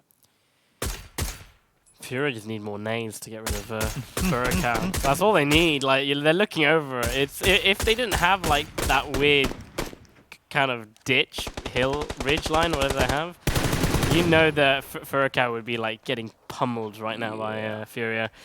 Redemption do go out in 5th place. Chickerton still proning on the other side, and the only team that really knows of his whereabouts are the guys in Furacao down on the dip. And now they get shifted out of. I mean, Chickerton does too, but as you can see here, Furious are full-on focused on Furacao.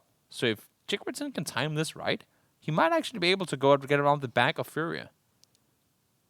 Well, the angle is that if Furia do push out, they don't need to actually, because the circle is precisely on them.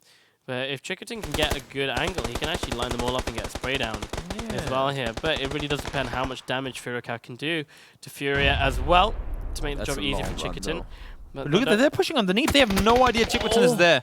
Absolutely zero clue. Look at this, he's running now. Chickerton is running around the back. This is a perfect play. Oh, he's getting spotted. That's just ruthless. The play was so good. They were completely beat to it, but it does get found nonetheless. 8 kills for Furacao. And a knock on towards Yakwin. Great, and very, very important one too.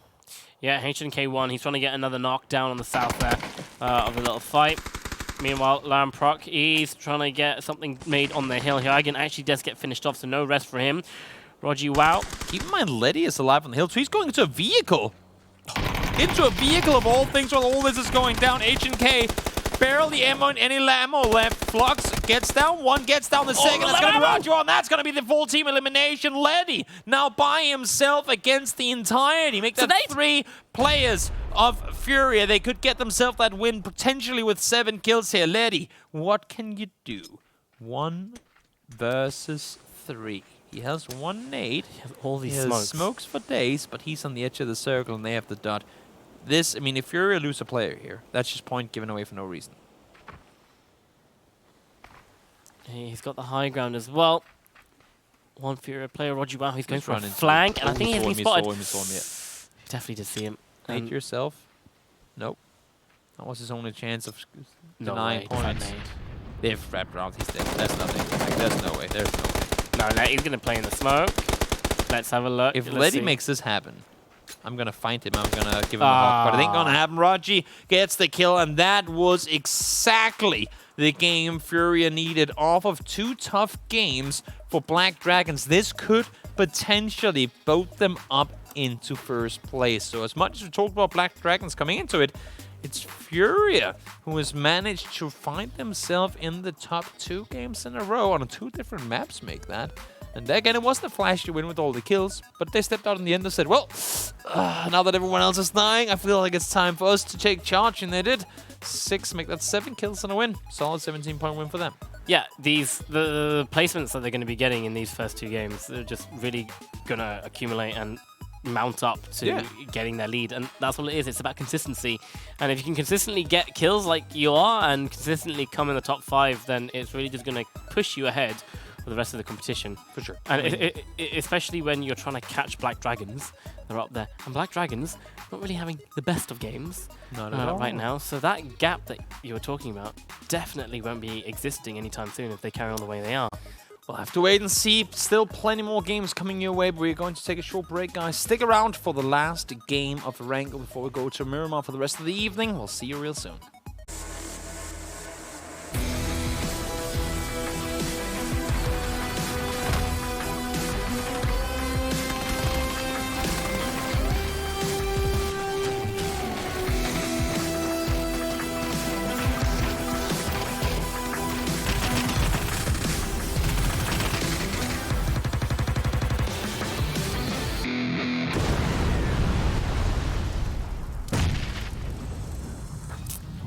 Bucky kills full-on explosions in bunkers and crazy shenanigans. Combine those three, and you got the Latin American region. I'm kidding, by the way. They are playing damn well, but that was once again. I mean, HayZ, we had the pleasure. Also, that's HayZ. You guys saw him last week. You know who he is. I'm Toby. We had the pleasure of casting this region last week, and we both talked about how on day one we were both positively surprised by this being a new group of teams together. It all kind of just went really smooth. And then on day two, as soon as you saw that vehicle pull up, from then on out, it was just craziness for the rest of the day. And that's kind of what we've been seeing today, just craziness. Yeah, they're continuing that path. It just made no sense, really. Like the fact that the first day was really calm and like, you know, it looks good. Like, it looked good. Like, Black Dragons were doing their thing, and then, you know, and then second day we're just like, oh, out the window, papers out the window, smash compounds, full send it.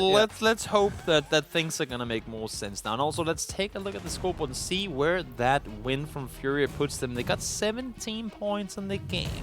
Mechanica are pulling up, starting to rack up points. Furacao got themselves a 9-point game here as well. And Singularity able to rack up some points too. But I think Furia might actually, they should have just pushed themselves into first place. You could be right there, yeah, you could be right. I mean, obviously, Black Dragon's not having the best. 2 0-point games in a row. That's not the best, that's horrible. Yeah, that's the worst. Especially when you're in a situation where top 1 goes through and you had that top 1 with 19 points down to second. Just 2 games ago. That's rough, man. Rough stuff. Let's see how it looks overall. Oh, Japan. Oh, that's after. Okay, that's just today. Today's points. Just but today. That's, again, Black Dragons 15th place at 0. Coffee Break, they were up there racking points last week too. 2 points for them. Singularity, 6 of 7 points racked up on that last game. Yeah. These guys need to step it up. It's kind of flipped on its head in a sense. Like the bottom teams are doing good. No, the top teams are like only Furia. Furia able to live through the chaos and prevail, I guess you could say. Yeah, and in a sense, yeah, exactly. Good game for them. Yeah. Solid stuff. The game, the third game of the day. Let's go. Last game of Erangel today. Then it's going to be 3 games of Miramar, and I am excited to see where the western plane, which this one is, how things will unfold, because we have had 2.5 teams looting that mansion prison-ish split. We've had 3 teams down on the western side of farm, and half these teams can't even make it there now. So this could be one of those other chaos games. It's a military circle. You say that because I'm the joking. circle ends there. No, I mean, probably it's true. I mean, by this point, I've been disproving it all the time. But at the same time, I have not casted with you where you've not been right. So I'm reaching a point now, which I just kind of go with what you say. If HayZ says military, guys, it's a military game. I'm sorry. Space Monkeys, they're listening to our comms, and they know this. They're definitely cheating. No, I'm joking. But look at the amount of teams around the eastern or western side of farm trying to make their way down right now. This is absolutely horrible, and I don't get why more teams don't just go elsewhere. Exactly. I don't really understand it, to be honest with you. And I mean, as you're just pointing out now, there's so many teams around Rozhok as well. Rozhok school apps. Low Kick's trying to take some pot shots at HNK1. Quite connecting. We did see one of these kills on Sanhok, wasn't it? Yeah. From the parachute. Yeah. But then he wasn't able to get work the out. flush. Exactly. It didn't work out too well. Exactly. Panther is tapping away as well. I mean, Singularity in a situation where every point matters, right? So might as well see if if they can shoot them out of the sky. Unfortunately for them, not really working out. In this game, well, I'm not gonna say it's not gonna go military because then it does. But I'm gonna say there's a small chance that it will. And for Space Monkeys, honestly, at this point, why are you not just doing military? I know you like looting Milta and all that, but just go military. Are they going Milta or I are they would going assume Novo? so. I mean, that's where they normally go Milta, right? So why? Really? I mean, I'm just like, you're already in the circle. You have an easy rotation. Just why bother? Honestly, I know you like rotating out of Milta and stuff. They are going Milta.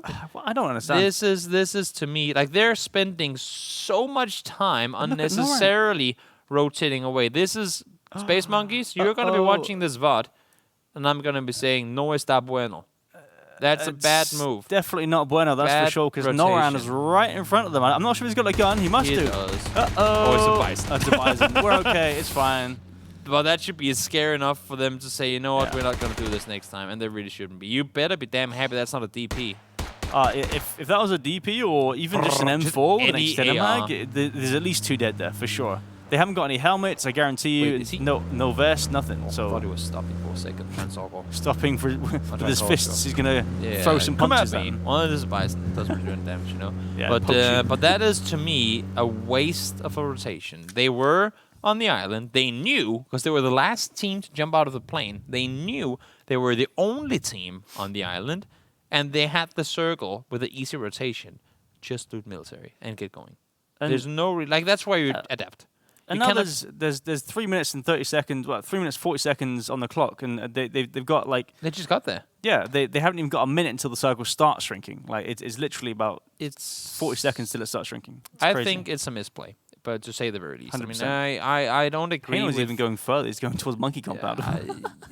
I like the idea that for teams, I mean, when you're an edge team like Milta technically is, and you have these western planes every now and again, I like the idea that if it's a circle that goes to the east, you will try to kind of rotate through Milta just because then you can go from there and kind of go with your regular playbook. So you're back in your own surroundings.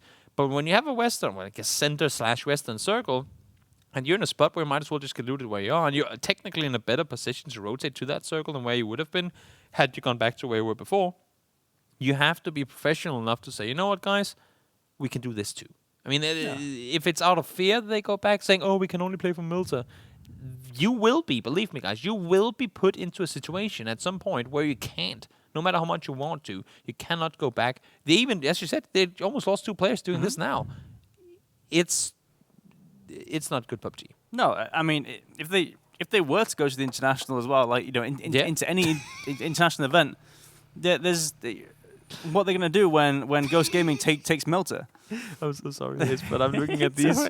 I'm looking at these poltergeist. What is it doing? What is going on?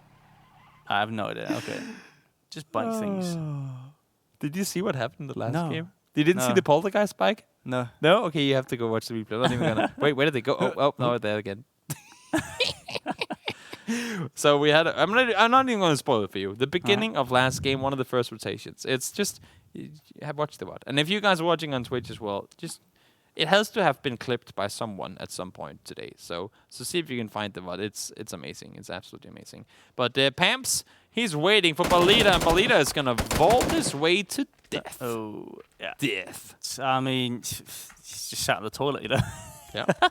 we had some bathroom campers in Wingman EU, didn't we? So, you know, their team is literally holding bathrooms and toilet campers. I think, what was it called? Holding bathrooms. Holding bathrooms. That was the word. Yeah. And Pamps literally just took it upon himself to own that name. So some might argue that was a shitty vault.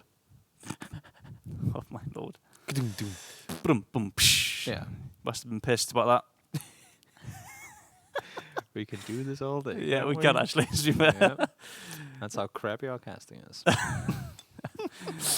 Nonetheless, AUG for the one who dares, and that's going to be Ganjohan. Ganjohan came on our... Well, Gaming had been on the quiet for the entire first day until Ganjohan said, you know what, guys, I think I can do a 1v3 on Miramar to win the final game of the day. He did that, and then the rest was history. And we haven't really seen them again since. Yeah, we haven't really seen much of them at all. It's kind of strange that we haven't really seen much from Gaming. But I mean, for the past previous games. I think we've seen them in the previous games.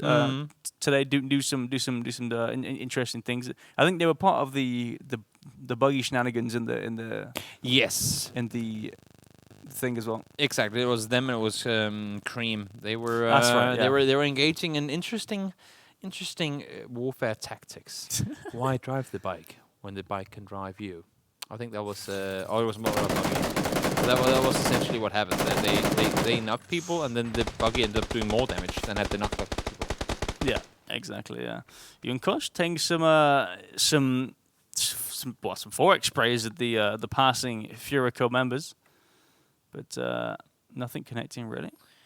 No, not too scary. We'll see now. Most teams are, of course, making the rotations on him. We still have Red Canids and Pachinki haven't really opted to go anywhere else. And I'm looking at Furico. I mean, they've got 2 guys down in the double bonds on the eastern side of Pachinki. The last 2 members are making their way forward. High pow. More like Kapow. Nope. Does manage to survive. H&K is going to be able to make his way in towards the compound as well. DP for Lombard. I hope he has something else in the nearby vicinity. Let's hope so. Let's hope we find some stuff in this compound, because yeah, DP is not what you want. That's for sure. Has he got a DP at SKS? Yeah, I mean, if you're gonna breach a building with a DP, like trying to get up the stairs is probably the worst thing ever. You got a big plate in your face as you try and go around the stairs. Like, there's no way. Not exactly the easiest weapon to use. Mechanica shooting towards Black Dragons, and once again, we see Black Dragons confronted on rotation. We haven't really seen them happen before. Techno! Oh my lord! Oh, no. Raji jumps to the passenger seat and gets the knock on one, and all of a sudden, what was the camp of days has become the camp of death Roger for the guys. Wow. Completely styled on there. Denied. I mean, you want to camp a bridge, you got to do it properly. You got to hit the shots. Roger hits the shots, and Technosh goes down. Wow, that was fun to see. Yep. That was a battle of pure aim and skill, and Raji outgunned Technosh, to say the least there. I think Norman knows that someone fell in the water. Yeah, I think he realizes. Oh. There's a Bucky there's a US for proof. Yeah, Like, GBL. wasn't there a vehicle here before? I feel like I saw something. GBL is like, oh, shh. I shall investigate. Yeah. With my grenade. With my explosives, I shall see if any movement will occur. A bit too far, though. Yeah, this is a little interesting. GBL does stay put. I'm not convinced he's gonna be able to get this US out of here. No, I mean, if something it's, tells if me it's, it's. I mean, if it's amphibious, then sure. But apart from that, no. Oh, he jumps on the tire. But I mean, he can get back up, obviously, right? So it's not too much of an issue. Just he can't get his vehicle back. Now this circle is interesting though, because obviously we don't want to count Sosnovka as out of the circle, but it kind of is. And I don't expect. At least I'm going to put it this way: I don't expect anyone to go to the military island at this point. No. And that being said, I mean, with that said, I guess I should say, we only have half a circle to play on, and half of that half is fields. Yeah. There's basically nothing to play, and we're only in circle 2. It's rough stuff. But I mean, obviously this is phase 2. Phase 3 doesn't even shift from water as well, exactly. so it could go directly center. It could be outside. South. Yeah, it Can could. it center on the Millie Island side? No, I don't think. I think it's like just about off. Yeah, like it has to center like somewhere just south. You of said Pachinki military game. Yeah, I mean, it's kept it inside the second circle, so that's nice enough, I suppose. Is true. So it was actually a military circle. In a way. In I guess. In its own way, to prove you're right, it was a military circle.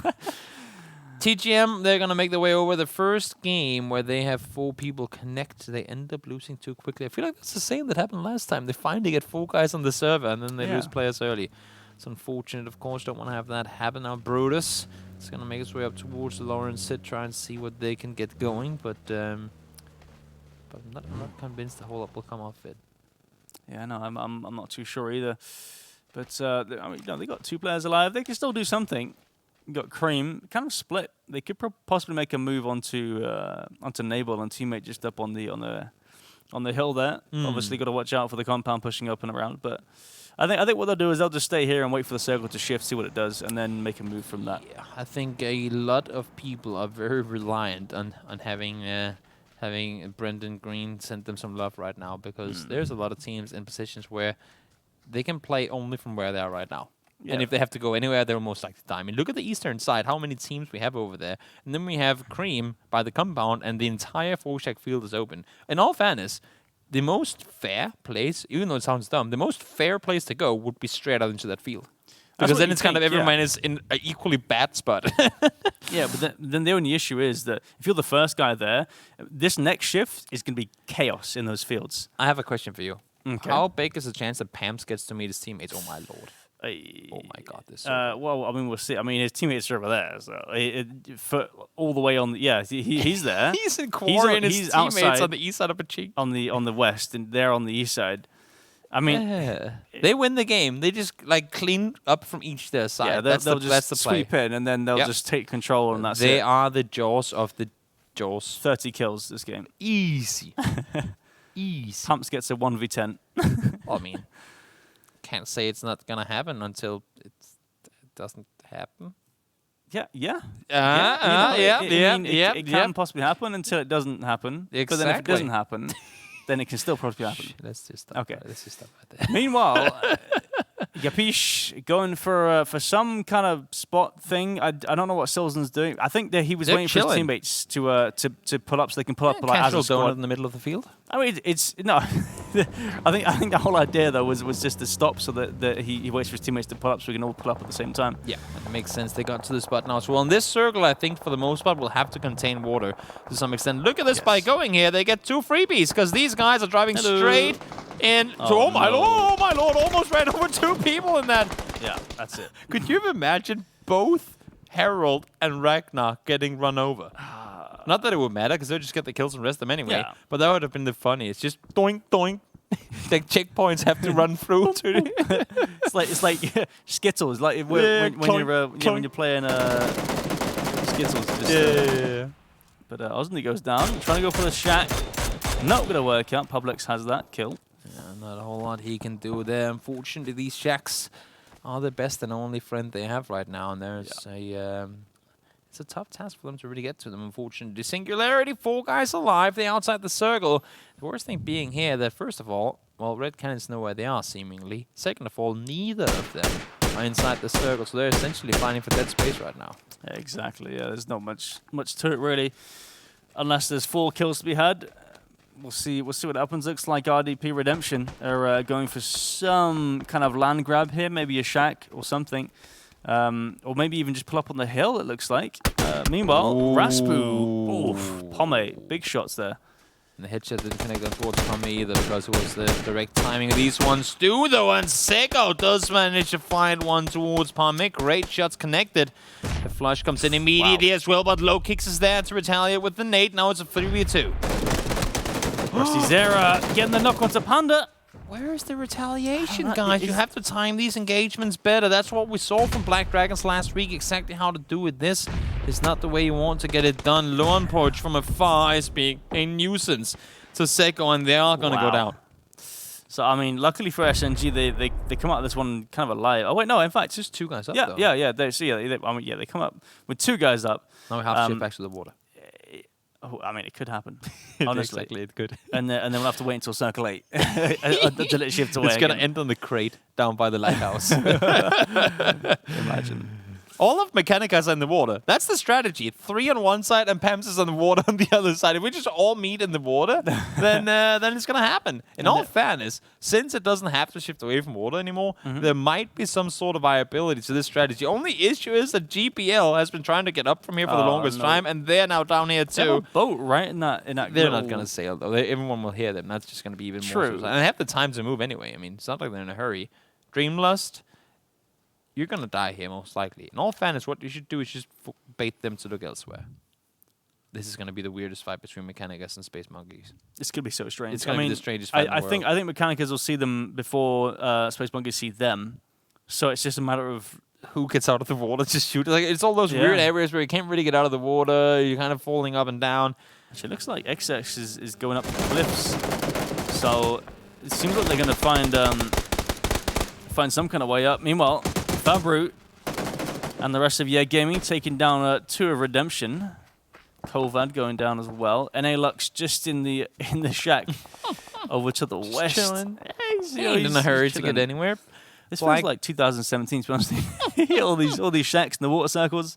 Black feels Dragons, they're making their presence known, trying to push forward, but they're getting contained by both Whoosh and by the gaming guys, and they're all sitting down on the southern side. Mechanica, they're pushing up. I don't know if I would have wanted to go up here, but then again, I mean, it's either here or not at all, I guess.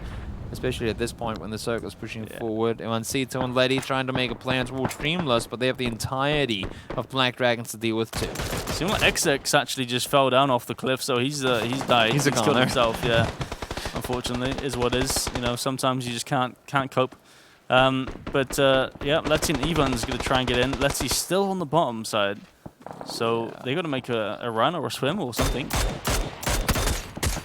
Connected from kill demo, but took some in return as well. Now Space Monkeys are trying to escape, but I think Ivancito is the one shooting down towards them. FiceGuy is confused. He's expecting them to be up on the ridgeline, not thinking that. Oh, did he see him in the water? No, I don't think so. They're leaving. That is the most free kills they are unfortunately giving up on, because it's so easy for us knowing where to look, but of course they have their eyes on a screen where we're literally looking at everything at the same time. So. Yeah.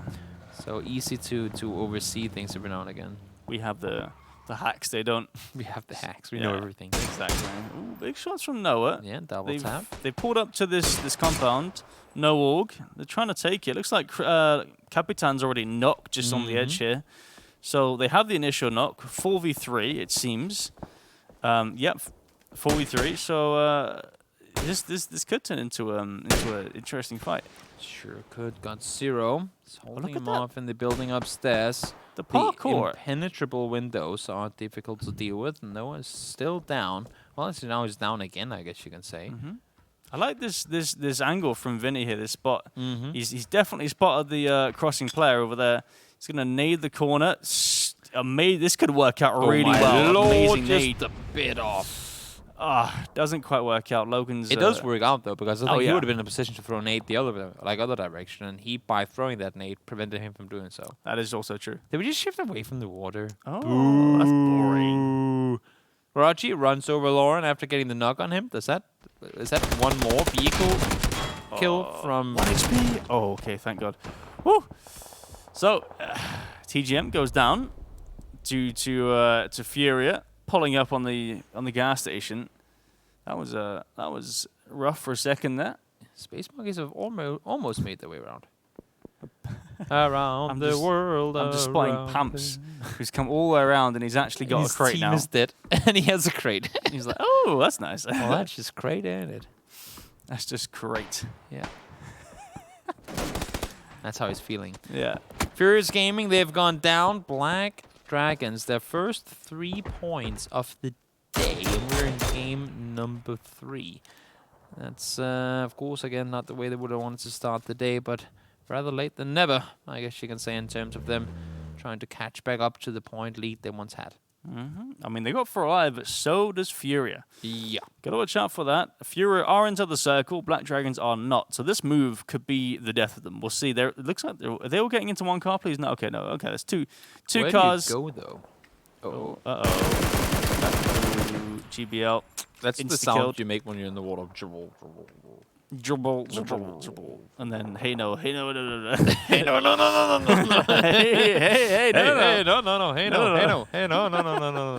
That's exactly what he's saying right now. That's the sounds they make. Yep. And Pumps coming up from the south side. I mean, I don't Imagine if PUBG plays with Pokemon, you know, they can only make the sound that their name is. In all that counts, it would be the most confusing game to watch in the world. You'd be like... TheNameIsToby. I'm not even gonna get into that. No, people. Like, try to figure out which type of Pokemon they are based on their name. Alright. Ibiza would be the mouse Pokemon. Eevee. We're like, HayZ. The Geodude HayZ. Yeah, that's exactly it. In any case, let's get back to the game. Noah has gone down. Mai has gone down as well. And Cream there, despite not being that many people up, actually doing pretty good at holding off. The only issue is that Furia pushing up towards him. The third pie from the south. Furia coming in from the gas station. They want a piece of the pie. Oh, that nade. Oh, that's all Cream out. That's they're out. Do you want cream with your coffee? Oh, they could be so good if they killed each other. Cream with a So if Furia killed Cream and like first they killed Coffee Break and then they killed Cream right after. Just there. Yeah. Like, that So could be do you close. want cream with your coffee? You know? I'm getting into these memes. I like. But it only works if the same team kills Cream and Coffee Break. Yeah. Exactly. Then they want cream with their coffee. Then that's gonna be like an achievement in the Latam region Yeah. to kill both those in one game. It's Like, gonna bling! happen. Like in the corner pops up cream with your coffee. It's like an Easter egg. You know? But it looks like Black Dragons have actually found a spot in the circle. Now, it's not any hard cover. I think they have the vehicles. But apart from that, it looks like they're probably just going to smoke out and bide their time. It's literally just vehicle cover and a smoke. Which I is like fair how it's enough. only one smoke though, because it's keeping the vehicles up or the tires up. Oh, it's two. Sorry, But but still, it's they're not just. I mean, some teams should land in these areas and just throw 16 smokes and they have nothing left. Yeah, exactly. They Here, throw all their smokes. Throw one to make sure your vehicles don't get popped, so you can make the next rotation in if need be, and then play it smart from there. Yeah, it's also just not to waste smokes because you're going to need them for the later circles. Gets taken out from the side. Didn't get any flushes either, but is he not two? Or I mean, two are not. Circle's pushing, they're not going to get the rest, so that's going to be 1 point guaranteed at least for Bams. Yeah, looks like You're not going to get it, Joaquin. Just go. just leave it. I like that he realized it quickly though. Yeah, That he didn't overcommit and die because of it. They're sitting in a good spot. The former Bitloft team trying to see if they can get themselves some kills on the southern side. To see Harold, he's looking for all the smokes. There's got to be people somewhere in there, right? Somewhere around the smokes. I like this kind of the split from Kibish. They've got different angles on the smoke. So Fury are so hard done. Oh, watch out for your teammates' head. They're so hard done by here. There's not much they can really do because the angles they have. Ragnar's still there on the south side. One is knocked to the zone. Klox Okay. goes down. Hiak went down as well, but still a 6-point game. They're only getting 8th place off of all this. That's insane. We just made it into placement points, but still 7-point game. That's a great one to throw in there. I think phase 1 PL with an average of 7.8, 7.4, something like that per game. So getting 7 should be enough to keep them afloat. It was 7.8, I think. Yeah, that's absurd. Over 96 That's games. insane. Absolutely mental. I mean, the top 3 was around about 7.2 to 7.5. Stupid. It's stupid. Yeah, nuts. Coffee Break. They go out in 7th place. So it's still only 1 point for them in terms of placement, Yeah. unfortunately. Now, with Fury out, again, Black Dragons 4 alive on the top, and they just got the circle shift in their direction. They have to start harvesting. We want, like, if you want to be the Black Dragons we saw last week, that all came up with that one really high kill game they had on Sanhok as well. Yeah. Now they spent 2 games not being able to pull it off, and this could be one of them as well. 3 kills so far, and this is where they thrive, having multiple alive late game. Faiska, what a spray down through the open. Todix shooting up in the area too.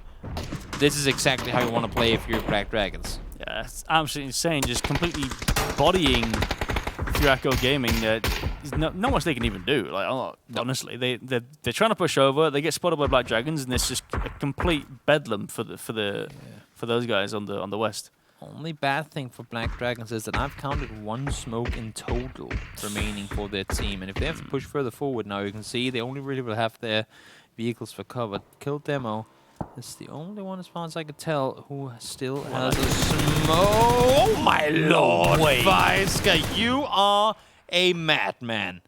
What was that? A standing forward spray. Headshots him off the bike. Okay. And now Kill Demo continues. Got 0 down. Where have you guys been the last 2 games? They just went from 2 to 8 kills in a minute. That is absurd. Madness. And now they're rotating further forward with their vehicles, using them, taking the dot. I mean, this is top 5 PGC stuff we're seeing right now. Oh my lord, 100%. Silson. More nades Bounce, coming in. bounce, This is bounce. see you No, later. it doesn't bounce in, Oh, though. he's in the shack. I couldn't even He's see the shack. I don't even think he can get out of the shack. There was so many smokes and fire. I couldn't even see the shack. Yeah. I thought he was just in the open there. I don't think he can actually get out from the shack at this point. Ow. Ow. No, Ow. I Get think back he's- in. I think he's trying, but yeah, the His Dutchess are blocking him off. Oh. Sneaky snake flank. pushing around. He's seen all the nature trajectories. Yeah. So I think he has the idea. Oh, Harold saw him. Oh, at least he saw something. I thought he saw. I think yeah, he did. he heard Yeah. him too. Spotted, definitely. Whips out the SLR. Tags, goes down onto Toddy. Circle's pushing them. Yeah. Oh, So now it's stopped there. okay for now. He's going to blow up the car just to give him some more cover, or at least not explosive cover, that's for sure. But still expects the flank. I mean, Toddy's got to heal up. If he does, I mean, he could do, but it's risky. Yeah. But he's going for dot. He's going for the dot, because next circle is literally the dot. sitting in the center. So that's super smart.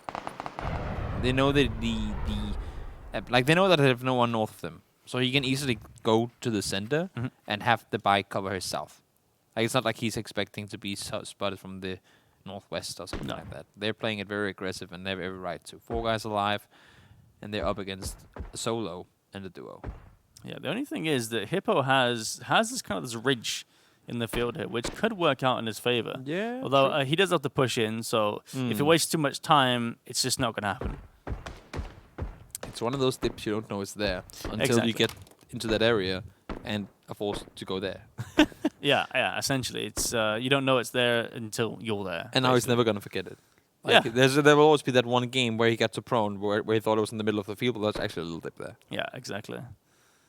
But Solzen's still in the shack. Harold off to the east or southeast. It's gonna move in, but yeah, we'll see what happens. Toddy's just crawling up to the he's quit the flank and he's gone back up to crawling up to the shack here, which I really like, because Solzen has no idea. To me, it also just goes to show the creativity, because Black Dragons is not just full on pull up and rush into people's faces. They played extremely smart. Oh, that's a suppressor. Oh, he's let himself be known. Although, I mean, Solzen still doesn't see it. The headshot comes in. No utility available. Harold is on the southern side. He's still looking. Oh no, Harold's is down. I didn't even notice that. Harold's been knocked. Oh yeah. Todix does spot him. They're both down to low HP, but Todix does go down, and Silson, you got to be able to flush this point in. At least secure something. Now they're taking the vehicle over. Getting themselves into a better position. Silson alone. High power still there as well. Furical. They have a lot of kills this game too. Keep that in mind. I'd say that, but they only have 2. That was last game they managed to brag up. But he does manage to find the flush. 1 down. Harold out as well. Silson able to get the first aid off. Last circle pushing forward though. Level 3 gear. Oh, no I don't ammo. think it's going to be enough though. High power eliminated. And Silson, I think they know where you are, mate. Just either go down to blue or... Yeah, I think go down to blue. makes I mean, sense. it makes perfect sense. Don't give him more. 11 kill game. Black Dragons had 0 points in the first 2 games, and they go, "Oh, sorry, we just needed to be ready. I mean, we weren't quite there yet." And then all of a sudden, they just out of nowhere, just chunks out a 21-point game. Yeah, solid stuff, you know. Just gotta warm up. Just gotta sort of like, you know, just stretch your wrists, you know, just to sort of get your fingers going. The way that they play, and that's what I think is the most scary about them. Now they did have 2 blunder games. I'm gonna give them that. I mean, they had 2 very bad games to start things off, but the way that they play when they get good. Looking across other regions, I mean, them potentially being a PGC caliber team, I don't see a lot of teams that can, I mean, that all around, because I see teams that are really good at doing this thing, really good at doing that thing, but they just have the rotation, the knowledge, the spread, the raw aim, I mean, the whole mechanical aspect of it. It's just all there. And you could argue that, okay, maybe the Latam region overall isn't as packed with top-tier teams as some of the other regions are, so maybe the competition isn't equally hard.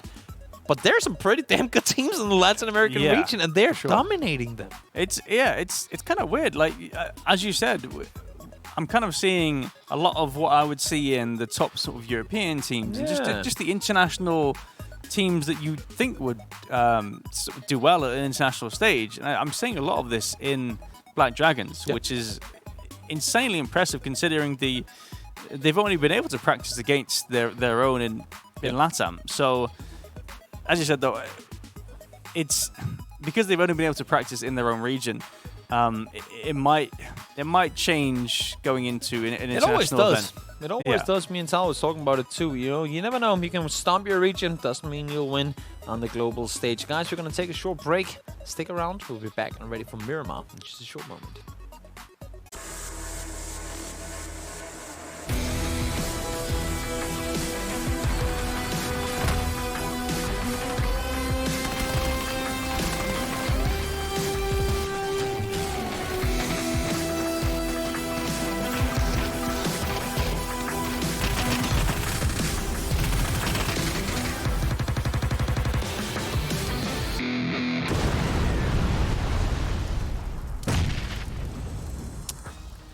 So Talha casted 2 games of Black Dragons. They got 0 points. HayZ comes down. They get 21 points. And now Talha is back. And the entirety of Black Dragons go, not him again. We want HayZ back. He was the one that gave us wins. You know, I'm quite fine with that. If HayZ wants to come back, I'll go back and lie down and get some more sleep. It is getting late. We can see up here. There. Yeah, perfect. There. It is 2 a.m. It's not too bad. We're gamers. We consider 2 a.m. Talha is feeling it more than me. Obviously, he has 1 hour different time zone, so maybe it's the jet lag that he's suffering from today. No, you know, we do the wingman. We do these graveyard shifts. Like I don't know why I call them graveyard shifts. We do these shifts like every week on Wednesdays, and then I fly back the first plane back, and I go straight to university. So I don't really sleep throughout the whole day. So my sleeping pattern is messed as it already is.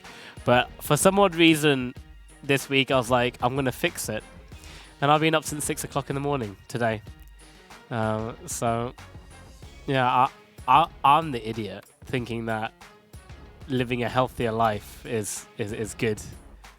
But yeah, it's slowly gonna just decline real into gamer, guys. me wanting to just sleep. What But we it's do want okay. to see here, what we do want to take a look at is indeed the scoreboard. Because Black Dragons, they pushed themselves back up into what I would assume to be the lead. But then again, Furia also got themselves 9 points that game. So who knows? Maybe it's going to be closer than we thought it was going to be. And then Singularity, a team who has been getting the kills but struggling on the placements. They managed to get themselves in 4th place alongside 7 kills. So a good double-digit performance by them. And Japish as well up there in the double digits.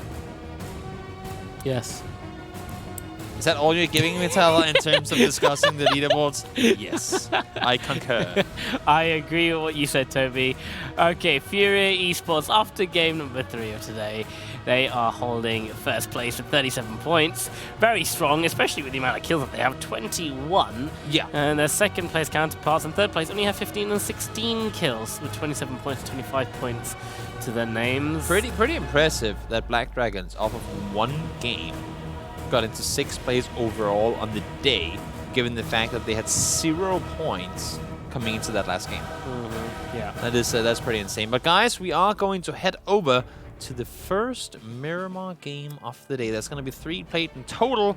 We've hit the halfway mark, and now let's see. Well, this is probably, to be honest, probably the most fair plane you can have. I had it slanted down a little further. No, not even towards the poster, because there's nothing they can really drop for on the west of that. So this is probably, you could argue, the most fair plane on Miramar. All right, HayZ, where's the circle going to go then? To the islands. To the islands. I have yet... No, yeah. HayZ, can the circle go to the island? Can you come down here and tell us? Or is it going to go La Cobraria now because the plane went up in that direction? It's El HayZ Pozo has some... plane. Like, HayZ has all his conspiracy theories in regards I to really circles. don't think the circle's connected to the plane. I mean, the thing is, we've talked about it, and we haven't been... Like, it hasn't not happened.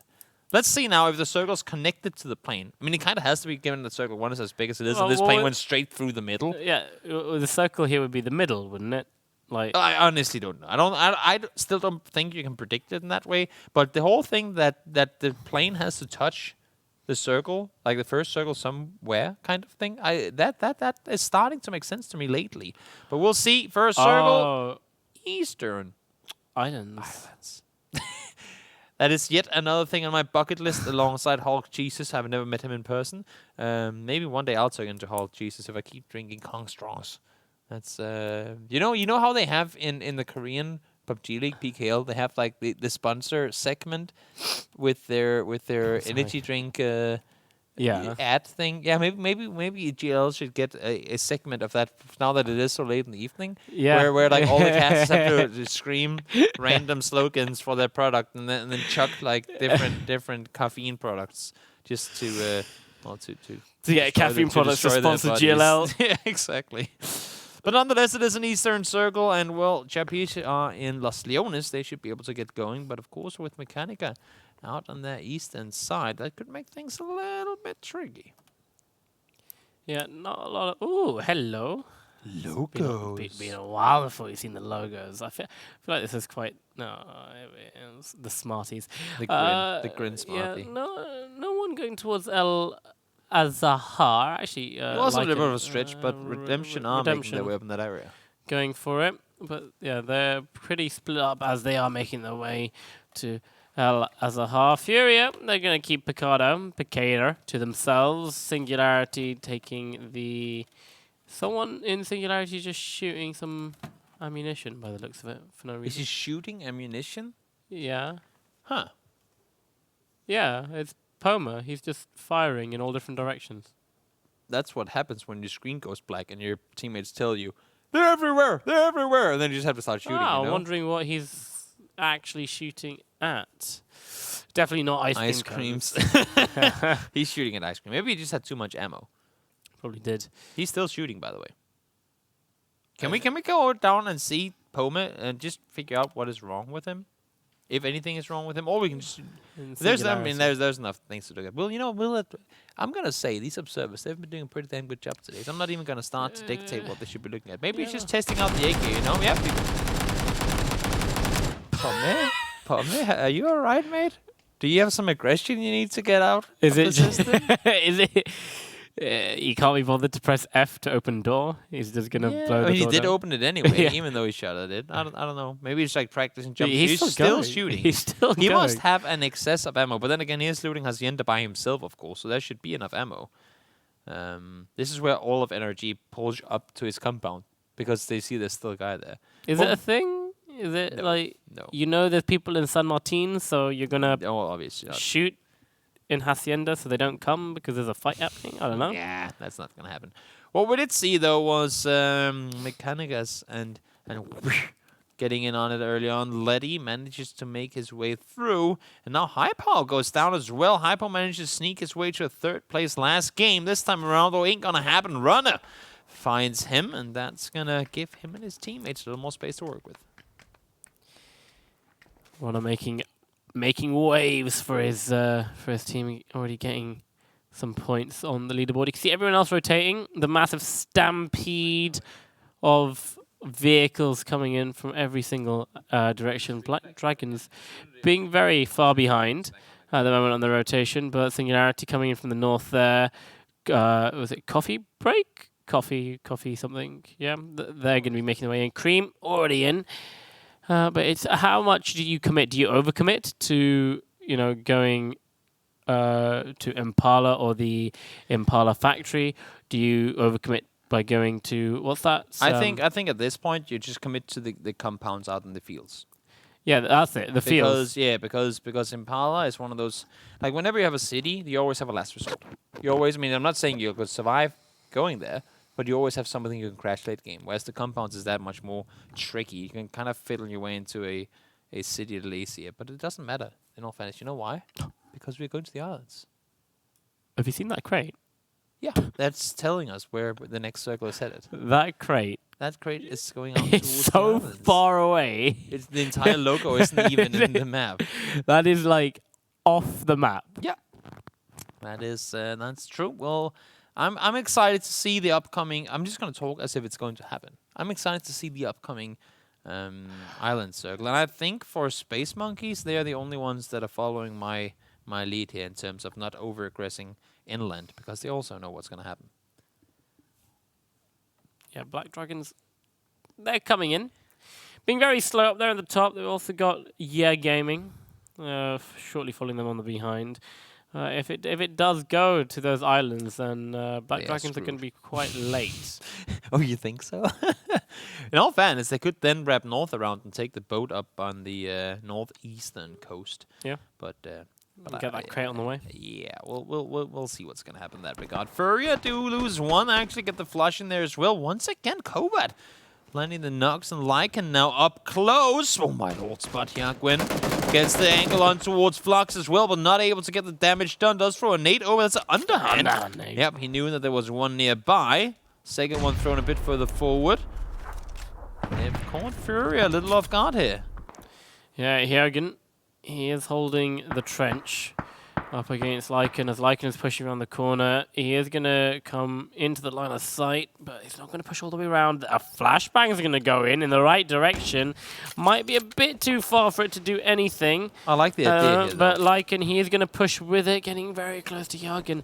But neither one of them going to be peeking over the edge to get into the line of sight of the other one. I love the fact that he actually moved. Oh my timing for god, Hyargan. Great Hyargan. play. I love the fact that he actually pushed like on that flashbang. We see so many times people using utility, not really making a play on it. But here, through the flashbang to peek over. We see so many times where they just throw the flashbang and then run back. It's like, what was the purpose of using utility then? Yeah. Use it smart, and he did that even though it didn't pay off for him. He still used the utility smart, and I like to see it. Well, it looks like Furia have definitely held this push coming in from Redemption. They've got the 2 knocks, and now the other 2 players are just way too far away, and NA Luck getting tagged up in the head. Definitely won't be able to help the 2 knocked guys crawl back in time. Kovad still trying to lay some aggression down, but Furia, they can walk away happy with this one. There are multiple teams around them, though, that could potentially become a bit of a third-party threat. We got some Singularity players on the north side. We got some people on the western side as well. Could potentially charm in with a few shots every different angles we can see. I think it's actually Singularity shooting down towards the 2 remaining players from Redemption now. Circle's closing in, 10 seconds to go until these guys will all realize that we are indeed going out to the islands. And they're moving back down towards their vehicles because they heard what he just said.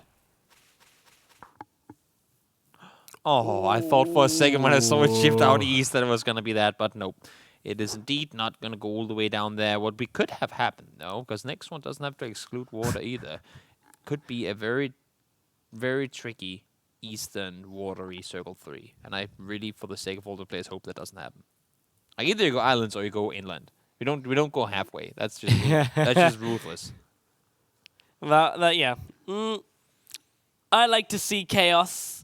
I like to see the world burn, and I'd like to just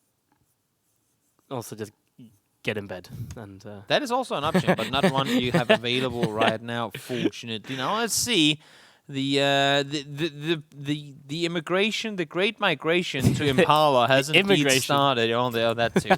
They're all immigrating to Impala. Impalians. The Impalians. That's what they are. They're going. There's TGM. They're going in first, crashing in a bit too hard. Lauren Sid right there, but yeah, it's okay. Need to stop fast. You can go from 120 kilometers an hour to 0 just by hitting a wall. Yeah. Definitely is one way. You can do it real life too. Just normally don't get away from it that's safe. Well, tend to die.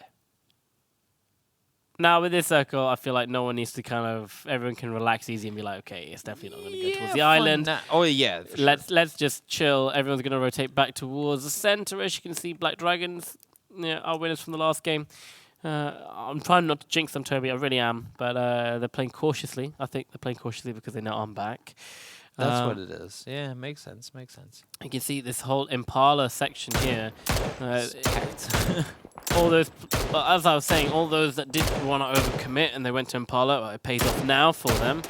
But you do have a lot of people in the Impala-like factory area, and that is from Repo from far off, managing to get himself a knockdown towards Capitan. But a knock, it's all he's gonna get. Unfortunately, no flushes coming in there, no nothing.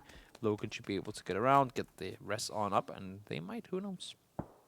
They might be able to find themselves a helmet here somewhere in the big old warehouse. Now, as you said, center is the focus of many teams, and indeed it is, but we do have all teams in already.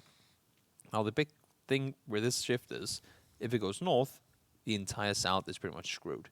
If it goes south, the north has such a hard rotation there because the path between where Furacao and where Furia is right now is a really steep hillside going south. So whichever teams have to traverse through that area will have to go wonky vehicle driving, slow speed uphill, or wonky vehicle driving, full speed, most likely flipping all the way through downhill. And that's just going to be really, really difficult to deal with. Yeah, gaming. They're rotating. They're not quite pushing. It's stop peeking those windows. Reaper is going to kill you, man. You're going to die if you keep peeking those windows. So, yeah, gaming. Manages just to... They were just rotating past. They weren't going to make any sort of push into Black Dragons, or just about yet. Ribo's actually... This is where Ribo is. Ribo is just on a hay bales all by himself. In the center of the circle, though. And banks up center. He's got Harold there with him. And he's just going to keep shooting caps until Captain's had enough. They get to stick around here for at least a little while longer as well. So So, well, I guess you can say for the most part, it's going to be the northern teams that have to push down south.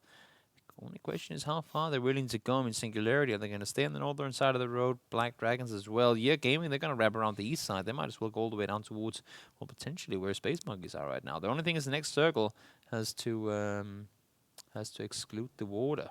So, you probably wouldn't want to be too far towards the shoreline.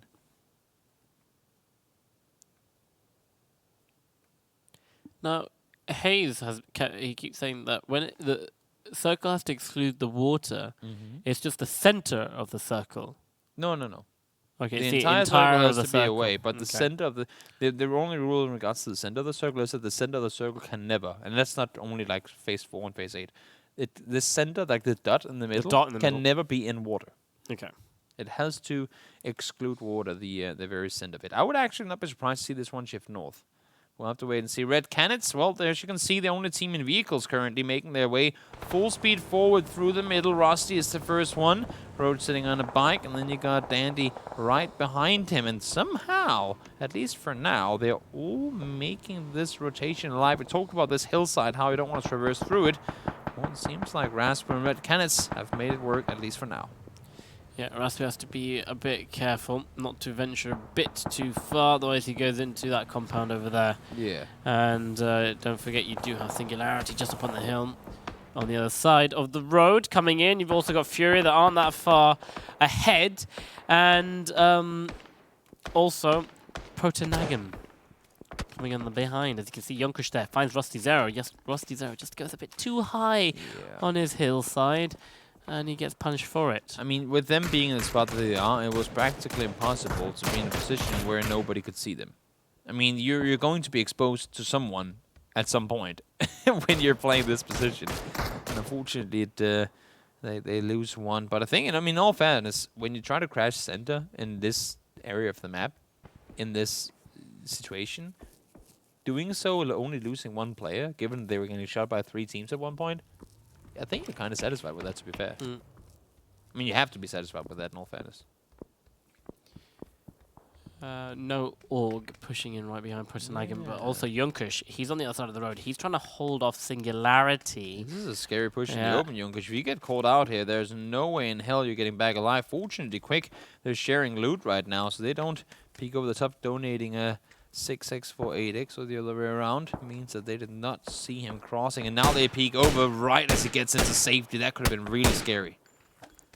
That's okay. Yunkush, I think he got the information that there was a team on the other side. It's the northern hard shift as well. It's those mountains, man. They're tricky. Some of them you have to exclude and shift away from in Circle 4. And I think the one on the northeastern side of Impala is one of them. The little chunk of land down by where Sils and 3 Nagado men. I think that's one of those mountains that has to get shifted away from as well. Forcing the circle far up north. That's game on all these players. So Black Dragons, they are north, but so are Singularity, so are Furia. And in fact, Furia, they're not that far away from Black Dragons. As we're watching Nehebol take down. What, he didn't even Rafa is going to go out. Had to reload. Might be able to get the flush in. Indeed, he will. Nicoletti is running in the open as well. Nehebol, what can you do? One tag, running and punching. Shadow boxing in his way. 16th place, unfortunately, does go down. Nehebol secures his 2nd kill of the game, and Cream Esports 4 kills already. But look at the push they have to make here. They have to go up north. And I hate to break it to you guys, but you're going out into the open. Okay, there we go. No Org. They've actually closed their gap onto Protonagam, and they're going to start engaging with nades, throwing straight onto the buildings. Smoke grenades as well to cover the line of sight of the windows. There's loads of windows. How do you deal with it? You just block them out with the smokes, and you come in. But it is Yunkush. He is getting on the flank. You do have Vinny going on the high ground too, so this could be very hard for Protonagam if they're not aware of all the different angles they can get shot from. Question is whether the prone tag actually wants to engage in this or just let them push forward, because they can't really push underneath. They can't go over the top either. So as long as they can prevent them from going inside the houses, then they should be in all kinds of good positions. I don't see any reason for prone tag to really aggress here. Yeah, and Protonagam, they've actually given up this the biggest building right in front of it. No, and Frango, he does go inside. And that could be a bit of help. Relance does get tagged up a tiny bit. I'm not too sure. Was that from Singularity? Yep. Vinny found by Quick there, unfortunately, do go down. So that means that Singular and Nook on their push forward have lost one already. And as you can see, Franco, he was already in there. So his teammates now saying, "Oh, by the way, but we're not coming to pick you up." That's far from what he wanted to have happen. He's flying forward. TGM under fire. We got 3 teams out here in the eastern side. Gaming. Then we have Space Monkeys a little further down the hillside, and Technosh and the guys caught right in the middle. Nice lovely lines being made out by all these teams. We got TGM. They've got a line going from north to south, so does Space Monkey, and so does Gaming. But it really does show how much cover there is. Well, how the lack of cover actually there is in this area, that everyone's just trying to find these ridges, trying to find the trenches that they can use. Only 1 or 2 trees in a couple of meters of each other, so you can't really use trees like you can do in Erangel. And mostly if you have a vehicle, as you can see, like the Black Dragons boys do, vehicles are your best bet.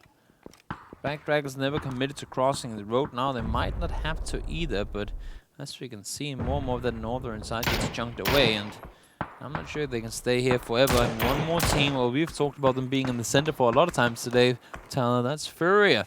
Sitting in that compound in the middle, they are in all kinds of joy with the position they've got right now. Yeah, it seems like they've been reading every single game perfectly from circle number 1. Yeah. And their early game rotations have really paid off right the way through to the, well, to the late closing sections of the game, whether or not they survive the full way. They've still been consistent in getting their top 5, top 10 finishes at least. Gaming, they're shooting at everything they can right now, and I don't know if that's a better idea or the worst, because they kind of have to deal with the guys next to them before they start focusing and shooting on the guys that are further inside the circle. Paplex spots out one. That's going to be Trancoso, wiped at least knocked down for now. Zero pushing forward too. He's going to go down immediately. Quick finds him. Yeah, Singularity getting pushed. Noah also gets knocked down by Quick. So that's 2 for 1 in that single spray as well. Frango gets spotted out, and just like that, he gets deaded too. I'm pretty sure that was another, Protonagam. Yeah, Relance. Yeah, exactly. They, well, we talked about how they couldn't push underneath, and they couldn't really go into the compound. So as long as they can keep them from doing that, they'll have to push north eventually, and indeed that's what happened. Lawrence, it does find one. Trancoso goes down once again. Dreamlust down as well now. And 3 Nagato men that were in the center of the chaos before, but now they might have a chance to third party here. That's a very good nade. Totally. It bounces off an angle, and it gets Ganjohan. And that is by himself now. Was that Gaming out? Yep. Hino is by himself. Runner, you can see on the side here trying to deal with Japish. That's real Ragnar. Down to low HP. We've seen Runner land some beastly headshots before, and that one almost connecting. Herald is close, though. Herald could be that surprise player none of them had really anticipated would be able to do any damage, and he does get the first knock as well. Capitan, they gets him to number 2. Herald is by himself. He is going to go down, but not before plenty of damage is done, and most importantly, it has allowed for Ragnar to push further forward. Yeah, and if Ragnar can get this heal off, he can see the entirety of Cream rezzing up on this hill. And he can try and get some picks off too, but I don't think he does have it. Nah, he's caught up. There's no way he's surviving this. Exchanges led with Captain. No. Isn't unable to. Captain finds Ragnar, and that is Yapish out.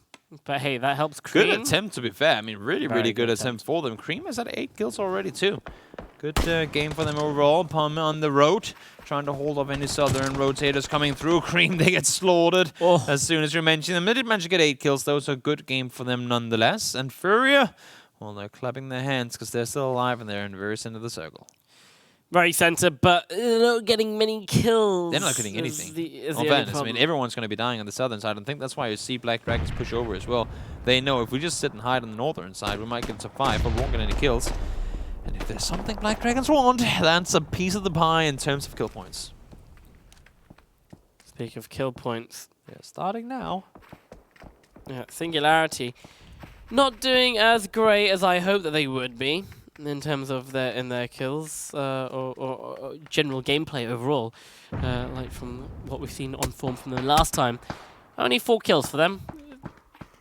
Was it 4 or 3? I think it was 4 so far. Yeah, it was 4. Because there'll be quite a bit more though. They've got all 4 players alive, and I think that's the most important thing for them right now, because that's where they've been struggling to bring all 4 into the late game. And right now, this time around, it does need to have a demo. It does go down, so Black Dragon's down 1. Hank finds himself a player as well, and that's all of a sudden we see a lot of the players from Redemption start falling apart. Yeah, a few players from Black Dragons were falling. I think Lawrence did got a knock onto one of them.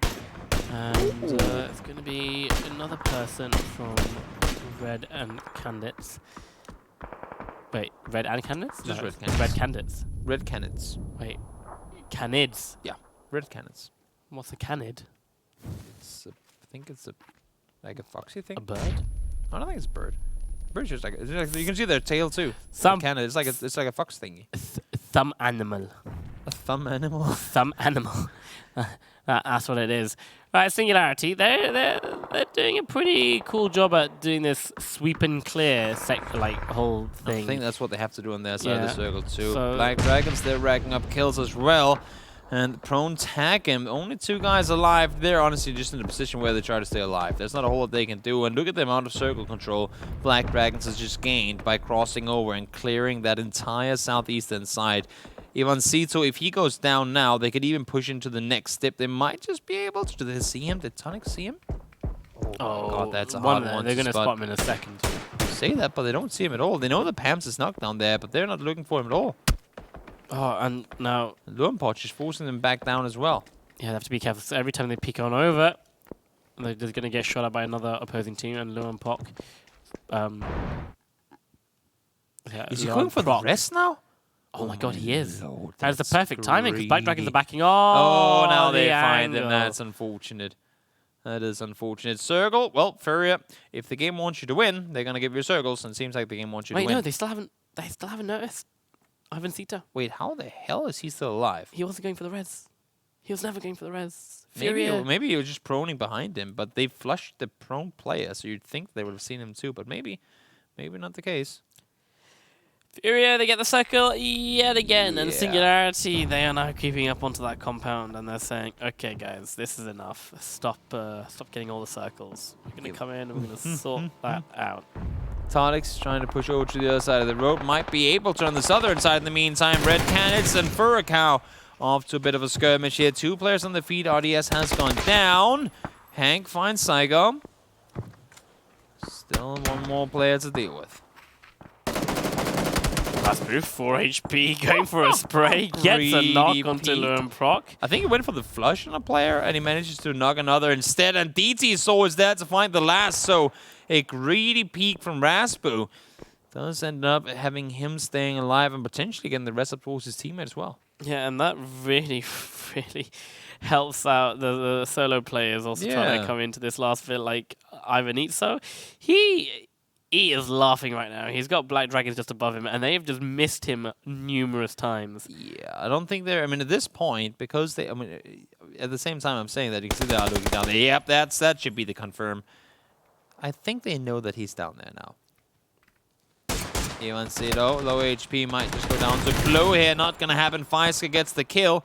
And Black Dragons off of an 11 kill win. And now with a position from which they might be able to get even more if they can get that final circle towards them. But Panda! That was a bullet straight to your face. Faiska lost his helmet. Panda. Yeah, Panda. Panda. You remember that song? No. No? No. I'm not going to sing it. It's quite a rude song. Thank you. It was, the Panda. Oh, I know, like the hip hop song. Yeah, the hip hop song, Panda. Yeah, I think I've heard the beat from it. I don't listen to a lot of hibbity-hobbity music these days, but it was a jam years ago, and that's what Panda reminds me of. In any case, another animal that is partially black is indeed the Black Dragons. Speaking of pandas, Smooth transition. I know that's what I do for a living, and they just got that circle gifted to them again. Relance! Whiff. Stop eating potatoes. Whiff. Because you become one. that is damage that he most desperately needed to do. Had he gotten that knock, that could potentially have allowed them to push over the road. But now they've given up the position, and they don't have anything to play from here. I mean, they could start using the nades that they don't have, actually. Yes, so they are just going to get knocked. Well, DT's actually gets quick, but right now, Roger, he's trying to do ham. They're fighting on way too many fronts right now, Singularity. There were 4 guys alive, but they're starting to drop players. They are, but they're trying to put the pressure onto Furia as they're coming inside. Flux in the smoke. He's going to hold off the door at the bar. This is what we're talking about. Furia only 1 kill so far, and there's just 1 player alive too. It looks like DT's actually gets the flush onto that 1 player. And, okay, this is clever by Flux. Smart play. Going to get the res off. And I love to see this. They have no clue. Full team trying to take back the saloon. They're going to try and do that but they notice it. Poma and Panda, they notice where Flux is, and Panda takes them out. So despite Furia being in the god position, they actually end up only earning themselves once. That's 4 points in the game.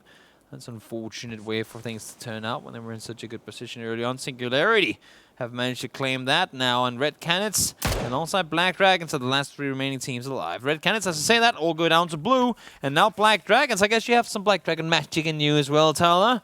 We just had to get them warmed up. Is that because they knew the Black Dragons are up? So that's the full team denial. But Poma kicks things off by getting Feiska knocked down first. I was just about to say that, you know, Black Dragons, 8 kills already coming into this, and they've got themselves at least a 2nd place here. Make that with... You have to push further, Panda. You have to push further. You know you're going to be visible to those guys on the hillside. Now Todix saw you as well. Landed shots. Todix is forced back down. I don't think he's going to heal right now, but at least try to reposition. Oh my god, you baited by the bike. It does look like a helmet, to be fair. It's just not aggressive enough. You have to push through this. And that spots 1. Damage done on both sides. Has first aids. It's just a matter of whether the teammates can hold off while he's healing. This is the hill. We've seen it in the FayZ Global Summit. This was the triple kill hill that we saw the nade do all the damage on. Now 1 more nade is thrown forward. Multiple nades, flashbangs used as well, thrown into the direction of Singularity. 1 goes down. It's traded though. Panda does manage to stay alive, and now it's a 2v1, and FayZ goes down. Singularity, off of a tough day, managed to prevail and get themselves a 21-point chicken dinner on the first Miramar game of the day. Yeah, that was pretty much Panda at the end there. He actually got all 3 of those kills. Came up on the side, and they all pretty much lined up 1 by 1 for him. And with an AK-47 up close, like that range, you're going to be laughing. Even the bike said ow. Yeah, even the bike said ow. The bike was like, I'm just a bystander here. Don't do anything. But yeah, no, Panda using that aggression. Well, I was going to say aggression. Using that push initially to close that gap, and then using the terrain and the hillside to kind of make his way around and kind of get a better angle on those guys than they did on him. Really worked in his favor. It was a good 1-2 play. In all fairness, I mean, they knew they had the knock from inside the compound. They needed the knock. In order for them to push out and push forward, they needed to do some damage. They knew there was 2 guys on one side, 1 on the other. If you can take down 1, whether it's on the 2 side, the other guy will be forced to go for the rest. That's when we can push. They played it really good, and you said you wanted Singularity to step up. Well, are you satisfied now, Talha? Yeah. For now, maybe we'll have to wait and see. Guys, we're going to short break. The UK duo will be back. I'm going to sign off for today, so thank you. It's been a joy, but you will be joined by Talha and HayZ for the final 2 games, so stick around. We'll see you guys real soon.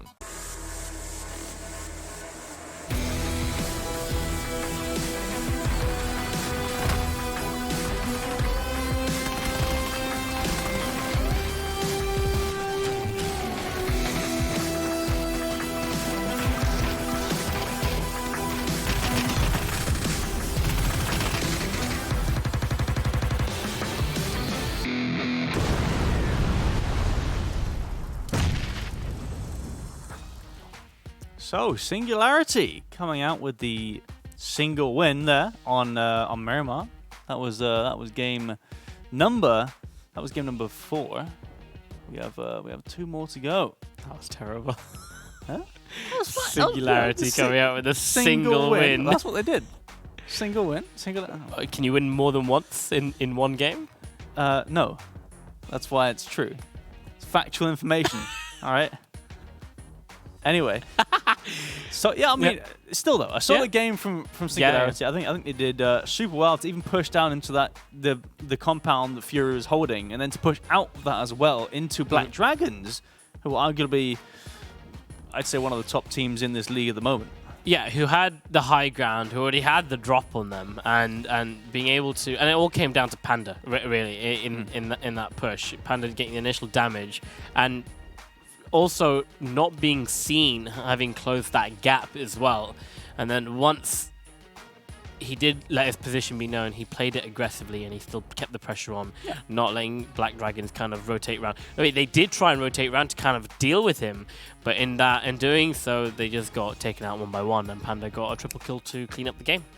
Yeah, just absolutely nutty stuff. Just I'm quite surprised that Black Dragons let them come out of the compound, like let them push out close up to their ridge, and just let them get in their face, which isn't quite what we're used to seeing from Black Dragons. They did have that northern side for most of the time, and that full circle, obviously with the I think Toby mentioned it with the rocks, the rocks just north of Impala, that full circle water, that land ratio shift. It's kind of the most obvious thing ever, to be fair, with the shift north. Yeah, of course. So no, but like with okay, so you know with the inaccessible rocks, the big like rocks in Miramar, that counts as water, doesn't it? Water, yeah. So in a sense, like the team should know this by now. But yeah. Anyway, we have the leaderboard here. That was from the last game that we just saw. Team Singularity, obviously, on top there. 11 kills and the win. 21 points. Black Dragon Esports just behind. 14 points. Red Canids there, just on the third place. And then, I mean, if you look at, wow, Cream Esports actually with 0 placement points, but 8 kills. That's impressive. We did see that. And that's pushed them all the way up into taking the 5th spot in that game. But all the way down to 13th place, Yappish, with 2 points. So pretty much about 3/4 of the teams in the lobby getting points there. But the accumulative leaderboard after game number 4, Fury Esports up there in 40 points at the moment. 1 point behind is Singularity, so look at how much they've closed the gap now with that. And Black Dragon Esports 35, and then Mechanica's 31. So literally 9 points in it for the top 4. Yeah, it's pretty insane. Obviously, Coffee Break being on the right side of the leaderboard as well. It's kind of a surprise. I feel like they've shown themselves recently in this league, but not today, unfortunately. Drop phase in progress. Plain. Not as even as it was in the last one, but let's go to Mr. God HayZ. Where is this circle going to be then? Definitely not a Cabrera circle, that's for sure. I feel like this is going to be a Chumacera circle, like around sort of like, it could be like west-ish, like west-southwest-ish around there. I don't know, just a vague guess. I mean, it could honestly be a L as a horror circle again, up that side. So, I don't know. Somewhere around the plane path or touching it somewhere. But yeah, I mean, Space Monkeys, the last one's out. Usually the first one's out, I've noticed. So last one's out. They go to Valle del Mar. There's it looks like there's 3 teams around Los Leones. It looks like 2 inside Los Leones proper. So Mechanicas. Actually, they're taking shots. Silzen looks like he's uh-oh. Logan, what are you doing? What? It's like what? Why? How? Why, Logan? How have you knocked yourself? Somehow. Oh, what? Even with a Murado? Like, if it's a bike, I'd get it, right? But a Murado? He must have just jumped out when it was traveling at a certain speed. God, he's just too eager to get the loot, isn't he? He just jumps out. Got that air hostess hat on. A bit too eager to take off. But speaking of which, we've got the circle, and the circle is one of those Los Higos, kind of down south island. It's a Chumacera circle. Chumacera circle. That's it. Yeah. Couldn't read that. What did I say? Chumacera. You said it's not a Chumacera circle. No, I said it probably is. Oh, I thought you said it definitely isn't. No, it definitely isn't. Oh, are you being sarcastic? A Cabrera circle. That's what I said. Oh, sorry, that's 2 different places. Yes. So I'm actually right, surprisingly enough. Wow. You're pretty surprised with yourself I'm there, pretty aren't surprised. I was like, well, okay. I Wow. was like, I'm not going to be right, but I'll guess anyway. Because I think HayZ is onto something here. Yeah, Hey, you should definitely like coach for a team. yeah, imagine that. Give these insights to them. Yeah, crazy, right? I know, yeah. So it didn't work out there. But yeah, I mean, Chumacero, though, occupied by red cannons. They're in a pretty solid spot. You've got Coffee Break as well, just south of Picado. In Picado, you have Furia. They're looking to probably rotate soon-ish. I'm not sure about the rotation times from some of these teams. I haven't really concentrated too much on that, but I mean, I imagine it's not too early. We've seen a few rotate. You see, well, I mean, not on your screen, but we see on the map stream that Harold is actually moving already from Los Leones. He's the first guy to move, and actually looks also like Net or Prone Tagum is moving as well from their Minas Generalis spot. But I don't know where they're going to go because there's a lot of teams in front of them. Yeah, Furia still in Picado. Banks up in the center. Luckily, the circle for them is just on the edge of Picado, so they can kind of stay in there as long as they wanted to. But would not be advisable. Everyone else is going to start making their rotations in. And as we've always seen, everyone just goes for center of the circle and trying to see what exactly position they can get up for the next area. But Furia have been surprising us every single game thus far by being able to get center circle and stick it out for the long haul, not have to move for a very long time. Even in the last game, they had that saloon for quite some time, but it was only Singularity that had to come along and stop them. Singularity had to go through them, finish them off, and then carry on to Black Dragons to win the game. So I think at this rate, all the teams in the lobby should be looking at where Fury are going. And just crashing them every time. Yeah. Uh-oh. That's I think that's he got stuck, hasn't he? Yeah, That's like right in there. Bronco. Oh, that's a shame. It's unlucky. I mean, to be fair, like you can't know there's like a whatever that thing is like right there. A harvester thing, yeah. You can't know Well, that. I mean, you can. You just play the map and you remember. All right, fine. Sure. I mean, you remember 8x8 kilometers. Yeah. Every little bit, every little object in there. But I wasn't taking some. Oh, that was actually Rafa. Ooh, I was gonna say that was Rafa from the west. Some big shots there. Actually, Wagon gets Roger. I think that was so he ran him over to confirm it for coffee break. So probably, yeah.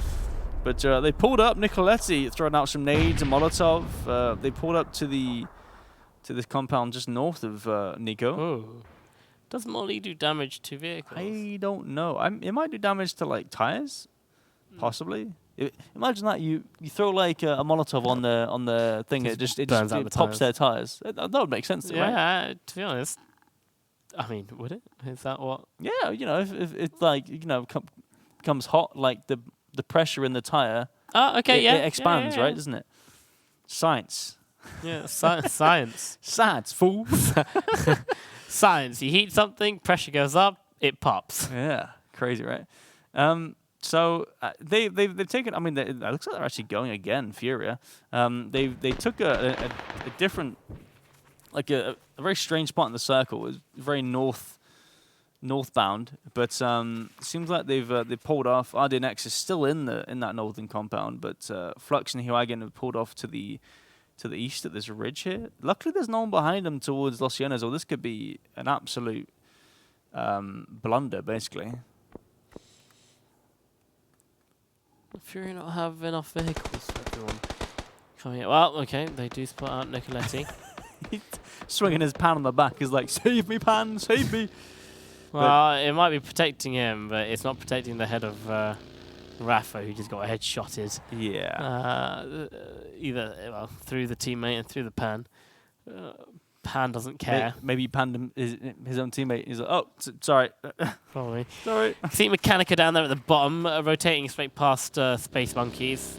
I think they both have the same idea. Let's just go straight for the for the treacherous hills and get a better position on there first rather than having to fight our way up them later. Caston's actually he's crossed. No, it's the whole of Furia that's crossed over towards the whole of Furia. The south side. Well, I say the three remaining players of Furia. Caston's on his own. Osney's coming over onto the north side to help out somewhat if he can, but RDNX getting a lot of tags into Caston. Oh, Noah actually gets the flush from further east, that's southeast. Noah got the knock. It's going to be RDNX. He gets the flush anyways. Osney, he's now across the road. He does have line of sight, but no one from Furia is... Oh, he doesn't have line of sight, actually. It's just below a dip. That was north. So, yeah, I saw the shots come in from the east, but it was actually north the knock came in from. So they don't get to flush it, though, because RDNX gets that one. But, yeah, we'll see what Osney can do. I mean, I think he's got a vehicle, although he did run over there. So I don't think... Yeah, maybe he doesn't actually have a vehicle. That would be kind of strange. His teammates, obviously, Nico and Rafi, are further southeast, so it's gonna be rough to try and group up. But yeah, the rotations are pretty much finished. We'll see where the circle goes. Everyone's kind of in their spots that they'd like to be, I think, anyway.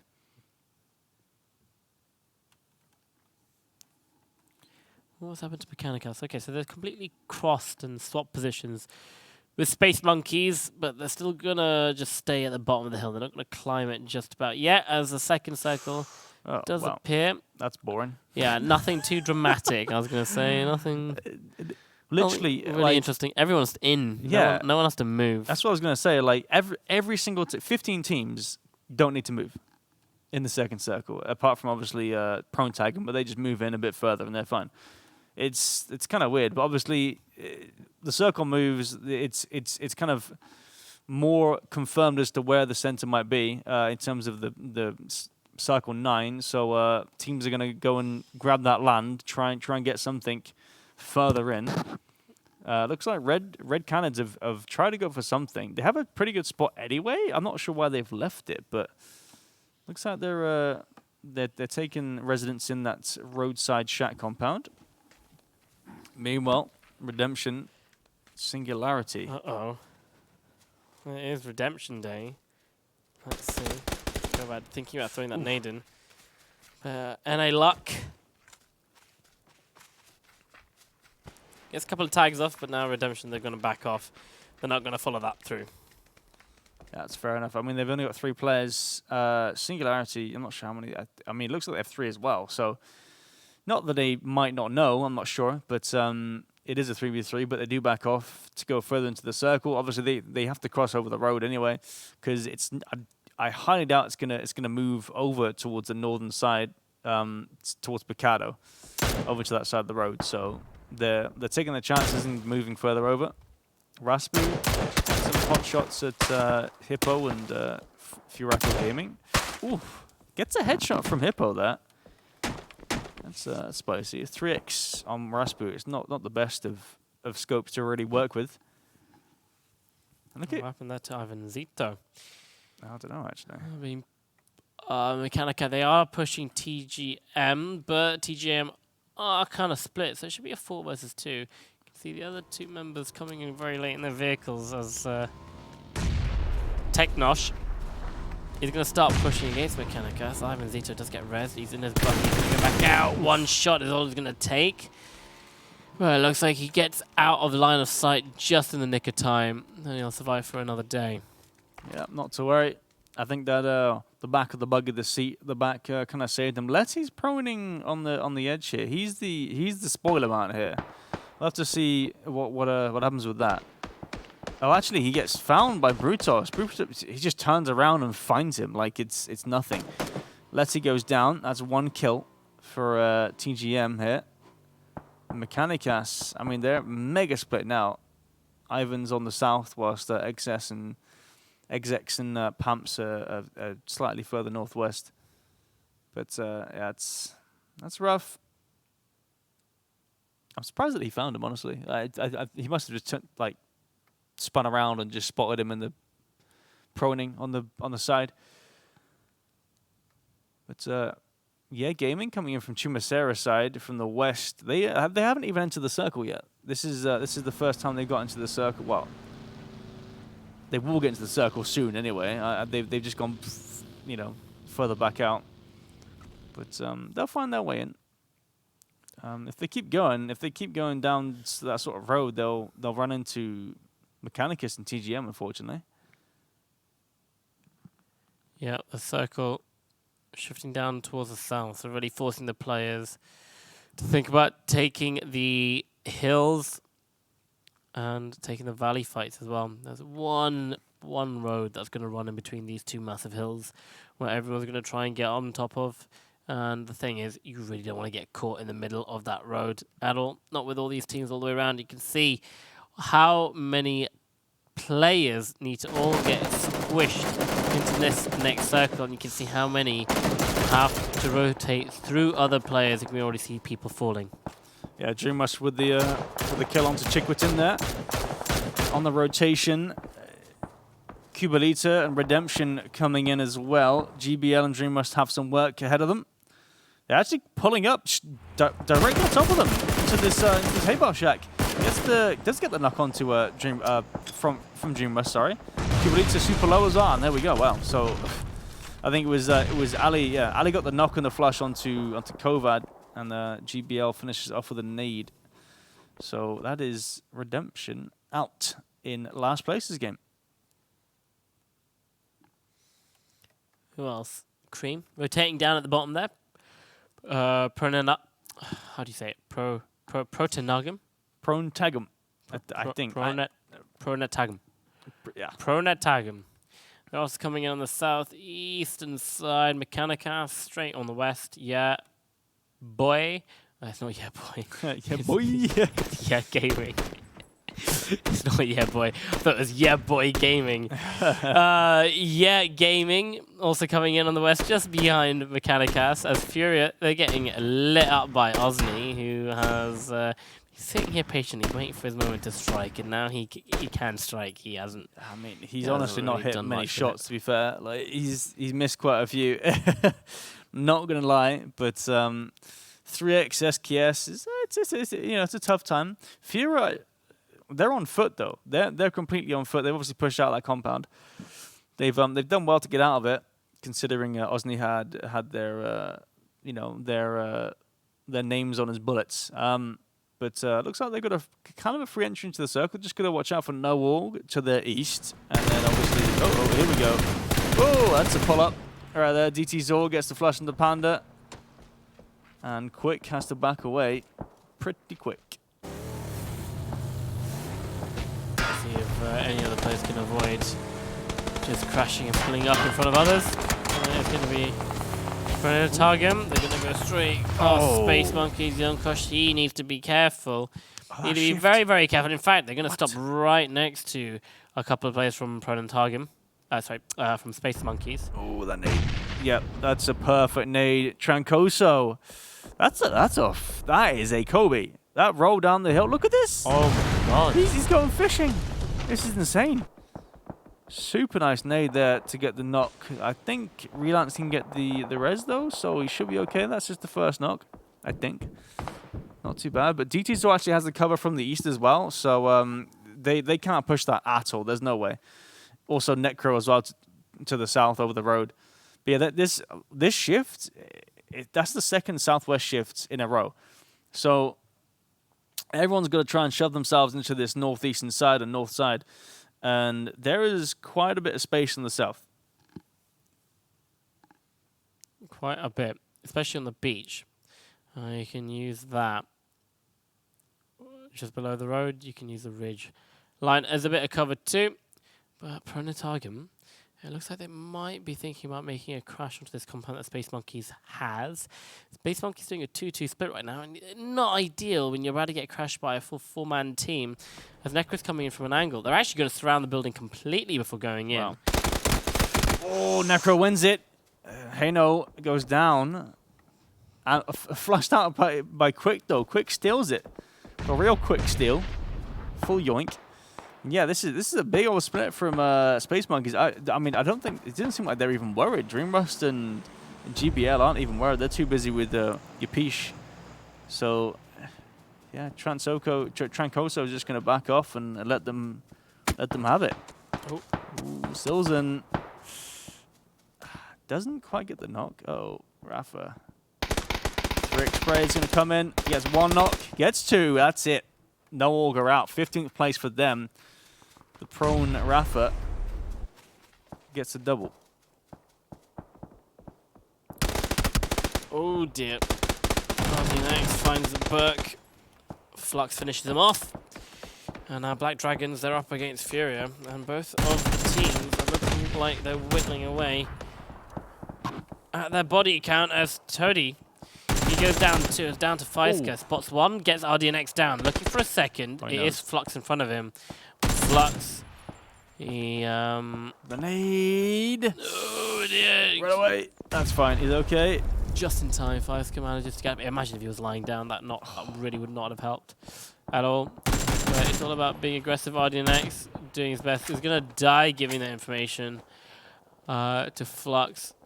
But it's going to be Flux. He stands up, gets taken down straight away. It's the AK-47 at this range. You can start shooting second and you'll still win. Yeah, that's a big fight as well, actually, because obviously Fury and Black Dragons have been fighting for that top spot for the whole of today, pretty much. So that's a big fight. Did Black Dragons win there? Now maybe they can go on to get some more, but I mean, there's only 1 player left in Feisker, and he hasn't got any space left on that hill, really. To be honest with you. We'll have to see what he can do, but I think all is lost at the moment. Looks like he's going to send it somewhere. Well, if all was lost, you can have a look at the circle, and wow. A lot of you can have renewed hope. Mechanica surely will, being on the edge of that circle. They're pretty happy that they don't need to move. We'll do a lot of hard work here on this one. Oh yeah, he's put up to the shack, but that is a rough shack. It's not on the hill. It's just in a dip. He's right behind that. Some nades come in. Damage goes out.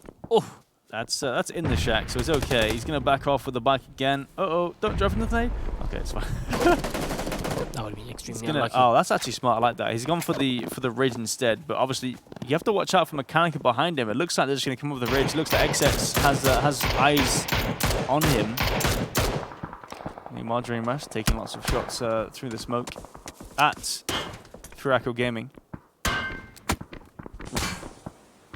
Some tags coming in from. Oh god, that's so far away. Wow, yeah.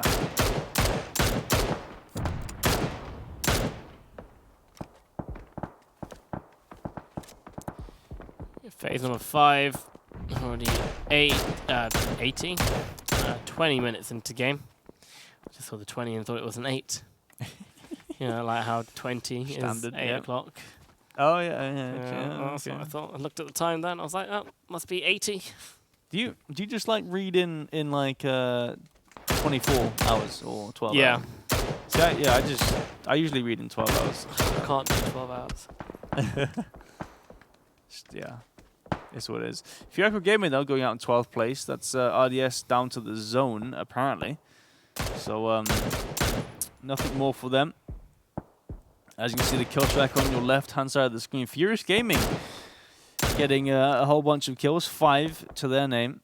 Black Dragons with 4 as well. 5's still alive as well, so he's in this. He's kind of in the circle somewhat with a ridge and a prone spot, so he's okay for now. At least they get. I mean, they definitely get more. Actually, well, they don't get more points than Furia. They have 6 so far. Wow. Getting completely shredded up right now. Captain doing humongous work trying to stay alive on 1 HP for the rest of him and his team. And Nehebol will be able to get rezzed. And I don't know if he did that all on his own, because I have a feeling that Andy FPS was actually helping out there. You could be right. Yeah, it's. I mean, that was a super nice clutch coming from Capitan. Prone Sagum goes down, but yeah, he's not got much space. Does he want to go res his teammate? I mean, surely. Yeah, it looks like he's gonna try and get it. So Nabol should be able to get up. Andy might have some kind of angle as well.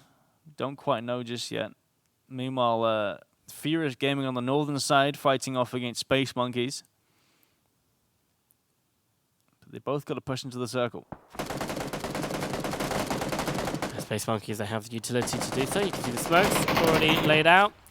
They're going to try and make their way in towards the circle. They have to be careful for Furious Gaming coming in. And just like that, is going to be Transco. And Boom does make toast out of Ali, Danny. That's it. Danny's dead. So is Ali. And the Space Monkeys guys are actually going down to the TGM guys. So it just doesn't stop. Once you think you're ahead, you have to try and stick ahead by any way means possible. Otherwise, someone else is going to come and take your stuff. Yeah, exactly.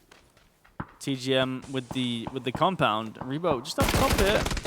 Trancoso knows.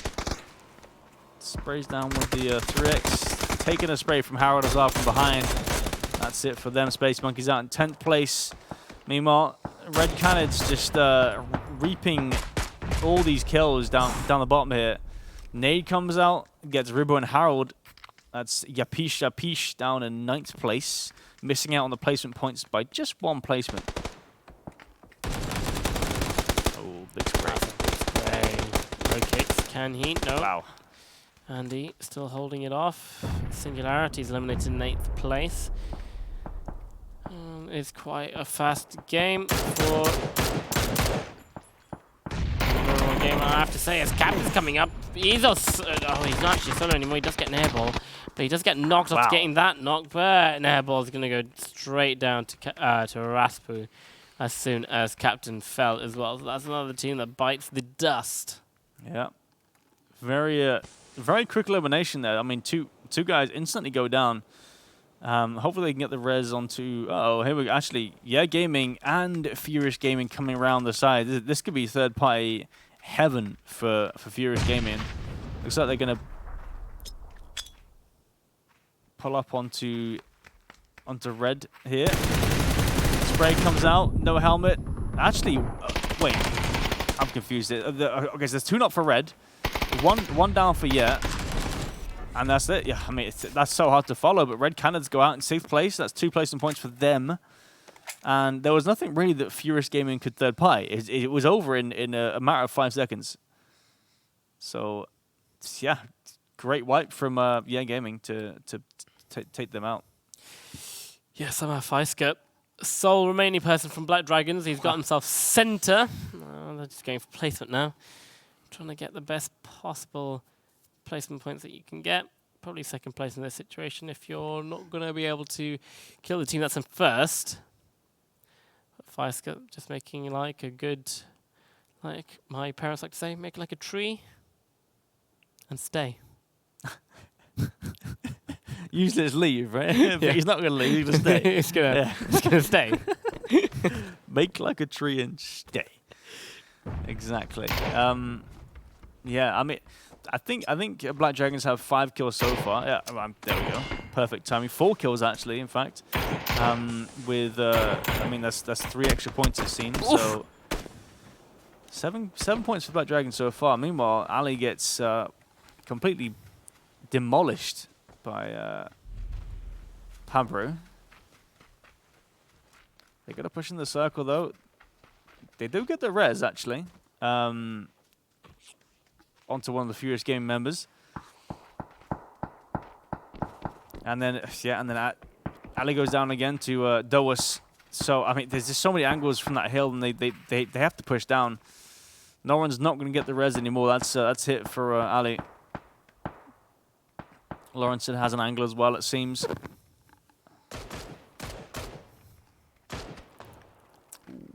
Just looking at the map, you got your TGM goes up there at the top axis. Got himself an AWM. Gets a knock at least. But still, 5 teams remaining. You've got 26 seconds, 26 minutes on the clock, and for some surprising reason, the closing end of this game is becoming very slow. Yeah, no, there's not many. I mean, there's only 5 teams alive. There's 2 solos and then 3 teams with, I think, 3 players alive. It seems. I think maybe TGM has 4. I can't quite tell. Looks like 3 though. But yeah, XX with the spray onto Pablex gets him down with the with the AK. That was long-range AK spray. I think did he tag him up with the Orm just before that? I think he did. So, no, he didn't. Okay. So, oh my lord. Sorry? Lauren Sid, straight away, instantly knocked the headshot, moving headshot. Doesn't get the flush. Oh, and tags Brutos as well as he's jumping. Oh my Lord. god. Well, there we go. XS, he's making use of those rounds. I don't even know what caliber rounds they are, but whatever they are, they're doing work right now. The nade's going to come in. That's going to land near, but I don't think it's enough to get the flush onto Sid. But from up top, though, Noran gets the knock onto Pabru, but then instantly returned on by Pamps. So 4 teams now up. It's pretty much a 3v3, v1, essentially. Feiske just in the middle, just waiting. Yeah, there's not much he could do. The mechanic can spot out the bike, so they realize that someone's close or someone is around. I think they still know that Feiske or somebody, a player, we know it's Feiske, they don't, but they know that somebody's around. Dude, XX completely annihilating everybody with this Orm. He's had some practice with this thing. That's a given. Yeah, I haven't had any practice with it. utter trash. That's he's just fragging like a madman. He's got 5 smokes, 4 first aids. No nades though. Is that a guy? That is a guy. That's a guy. Goes down Bozo. Tries to get the flush. Tags him in the leg. I'm not sure that's really worth, to be honest with you, but he does get the flush. Actually, no. No, he does. I lied. Brutus gets flushed on the Pavlex. Brutus then goes down. That's Black Dragon's out, actually. Feiske gets found. XS still hitting people with the Did he tag someone again? Yeah, he did. Oh, my lord. Nade's coming out. This is big. That's right in your pocket right there, mate. Even Cito gets the nade onto Doas. I think it's only Lawrence Sid alive now. Laranja Mechanica looking to win this. Oh, don't nearly got that as well. That would have been unbelievable. Just completely surrounding Lawrence Sid and TGM here. And there we go. The 7-kill chicken dinner for Laranja Mechanica. Solid stuff there. They did really well. They came in from the eastern side and just kind of cleaned up essentially. Those those shifts were kind of in their favor, I would say. But yeah, I think the circle's obviously shifted pretty far towards the no, it wasn't east. Sorry, it was the west. I lied. It was the west. Coming in from the west, they obviously shifted southwest twice. So they had some nice shifts, let's say. But still taking advantage of that shift, or those shifts, should I say, really helped them out, you know. Solid stuff. Yeah, the game is just about all the teams trying to make the best possible, like, outcome of any sort of situation they're in. A lot of the teams were in a terrible situation and they just fought their way through. And especially in an area like that, it's so hard to fight in sometimes with the different terrain levels and stuff.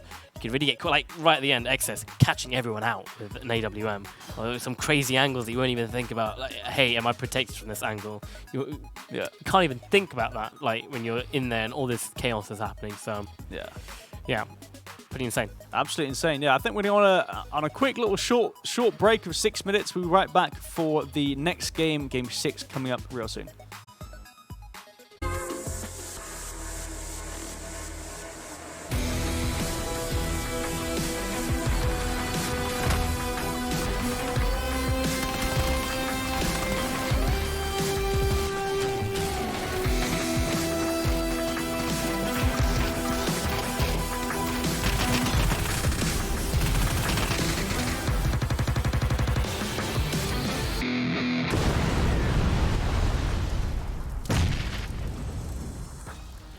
So, Laranja Mechanica come out with the win. 7 kills there. Pretty solid game. They had some nice circles, but managed to make it count, and they come out on top. That was an interesting game. Yeah, very interesting game. There was a lot of hard shifts towards the southwest, which kind of helped out a lot of the teams towards that side. Everyone else from the northern side had to come in, and it was rough. Very, very rough. And you know what? Lahanha Mechanica is English. It is in English. Oh, I can't even speak anymore. Do you know what that name translated in English says? Go on, tell me. So it means the orange machine, and it's because I feel last time the guy said that it actually means Clockwork Orange, because they're massive fans of the Stanley Kubrick film Clockwork Orange. Yeah. So yeah. Well, there we go. There you go. They're The more you know. Clockwork Orange fans. Yeah. Anyway, the scoreboard coming up here. That's for Game 5, the last game we just saw. Obviously, Laranja Mechanica. I'm trying, all right? I'm trying. They come out on top with 17.7 kills to boot as well. Red Cannons, though, the most kills that last game with 9. They obviously fragged out on that eastern side. Only 2 points in terms of placement, but they get 11 points overall, so 3rd place technically in that last game. So, yeah, solid stuff from them. Yep. Yeah, no, I mean, yeah, it is pretty solid, to be fair. I mean, throw you under the bus there. No, of course. That's the thing. I was just waiting for the next part of the leaderboard to come up. Okay. There we go. After game number 5, all together put in there, and you can now see it is just constant shifting for first place at the moment. Laranja Mechanica 48, Fury Esports 45, Black Dragons 44, and Singularity on 41. And actually, Red Cannons is up there now with 40, and then 10 points behind is Yapish. And honestly, it is anyone's game, and this could get very, very interesting coming into the final close of the game. If this is how we keep everything up like this, and quite honestly, all these teams that are in the top 5, well, was that top 6 teams then? Are worthy, in fact, are so worthy for that 1 seat at PGC. Yeah. You know, it was a shame that we didn't have more than 2 at the GLL Grand Slam, because it would have been interesting to see more South American representation in on a global scale. Yeah. But still, having that one kind of slot open for them, it's just, you know, there's so much talent here, and they all deserve the chance to kind of go and show off. I agree. You know, I haven't really seen much of Black Dragons, but to be honest with you, during this league, they've impressed me so much. I think I was saying to Toby earlier, I think they might be overall, like, you know, throughout the regions, they're one of my favorite teams to watch, I feel like. So I would, if they qualify for PGC, I will be very excited, because I'll be rooting for them, to be honest with you. Obviously, you know, along with my EMEA European compatriots. But meanwhile, the circle has popped. It is kind of a central north, centered just north of San Martin. So, I mean, you can kind of see already the playing path was from west to east, quite central southern. So, a lot of the teams are kind of on the south side. There's like a flat line from El Pozo all the way over to kind of like South El Azahara, there's just no one past that. So we'll see how these rotations come in. I imagine if they're smart, if you know, if teams on the edge are smart, they'll come up and around into the north side, because that's the less contested side. Yeah, it's a safe area to rotate into if you want to just make your way into the circle. Go round the outside, the east, the west, and make your way in from the north and go down south. A lot of teams do kind of do that on Miramar, and these circles do show itself, because it is kind of obvious. Yeah, okay, look, no one, especially with a plain path, no one's going to be up by La Cabrera, no one's going to be up by, you know, north of water treatment. Well, not this early on, but usually we do have quite a lot of people going to water treatment. For some odd reason, water treatment is the place to go on Miramar. Yeah, see, it seems like the place to sort of crash as well on these circles, where it's like third or fourth circle, you know, it's around water treatment, and people just send it in there for some reason. It's not a bad spot, to be fair, to send it. So I don't blame them. But yeah, I love this phrase. send it. Send it, yeah. Just send it. It's like you've just slapped on a stamp and just went yeet. Just gone. Because I've been playing a lot of racing games recently, okay. so I just find it so funny as the term is like, yeah, just send it. Just send it around this corner. Okay. Yeah. It's like sending. Full W straight. Full W. Yeah. Full throttle send. Exactly. It is sent. See, yeah, boy. Yeah, gaming. They're making the rotation already. Coming in through the little shanty towns, concrete buildings. And I wonder how far north they're going to go, because it seems like they are deciding. And that is where they want to go. Panda finds God Zero. Panda finishes God Zero. So that's the first blood of the game, and it's going to Singularity already. Yeah. No, losing one player pretty much straight away there. As you said, yeah, gaming kind of rotating pretty early from El Paso side. They started rotating maybe around about 3.5 minutes. So that's pretty quick. But they've gone a super solid spot, I'd say, in the northern sort of center side of the circle. They're looking really, really good with that. I mean, I kind of call that TSM hill because I know TSM take that a lot. In PEL, or what was PEL. So yeah, they'll be super solid there. Panda though taking some shots at RDS. Oh my god! The knock. Wow. Okay. Insta flash as well. That's 2 kills for Panda already. That's obviously one on No Orb and then one on Singularity. Oh, not on god. Singularity. Singularity actually. Wow. Trying to get another one. There's 2 people there that need to get out of the Bronco. I don't know why Quick didn't actually switch to the Mini 14 a lot sooner there. But now he's got 2 players stuck behind a rock, pinned down, and you can give that information to the rest of his team as the rest of the team can come in and flank them. That's solid work from Quick to stop them from even rotating. You know, now they're kind of stuck out in the open, lots of damage coming out. HK1, they got to heal up. More damage as well through the smokes.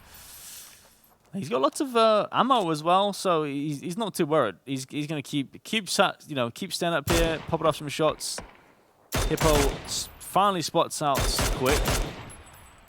Looks like they're going back to the rock though. They've said nah, this isn't worth it, mate. Yeah, getting stuck in that area is quite hard to kind of get out of because you either have the long road to cross or you have to climb up this hill, and then on top of that, climbing up the hill, there is just a field on the other side, and you can see Singularity, they're coming in hard and fast. They want to clear them up, get those extra points, and help the rest of the team. And now that you're being surrounded by the rest of Singularity, it's might as well game over. Now, nades, yeah, quite over. Oh, it's such a rough spot for Echo Gaming. Hippo I mean, he's got to take cover from Quick, but then obviously got low kicks and Pommy up top here. It's just so rough. Not much they could do. Sorry, not Pommy. It was one of the players. No, it is Pommy. Pommy gets a knock onto Hippo though. Can't obviously flush it. He's getting tagged up by Redemption over the other side from water treatment. Get our water treatment.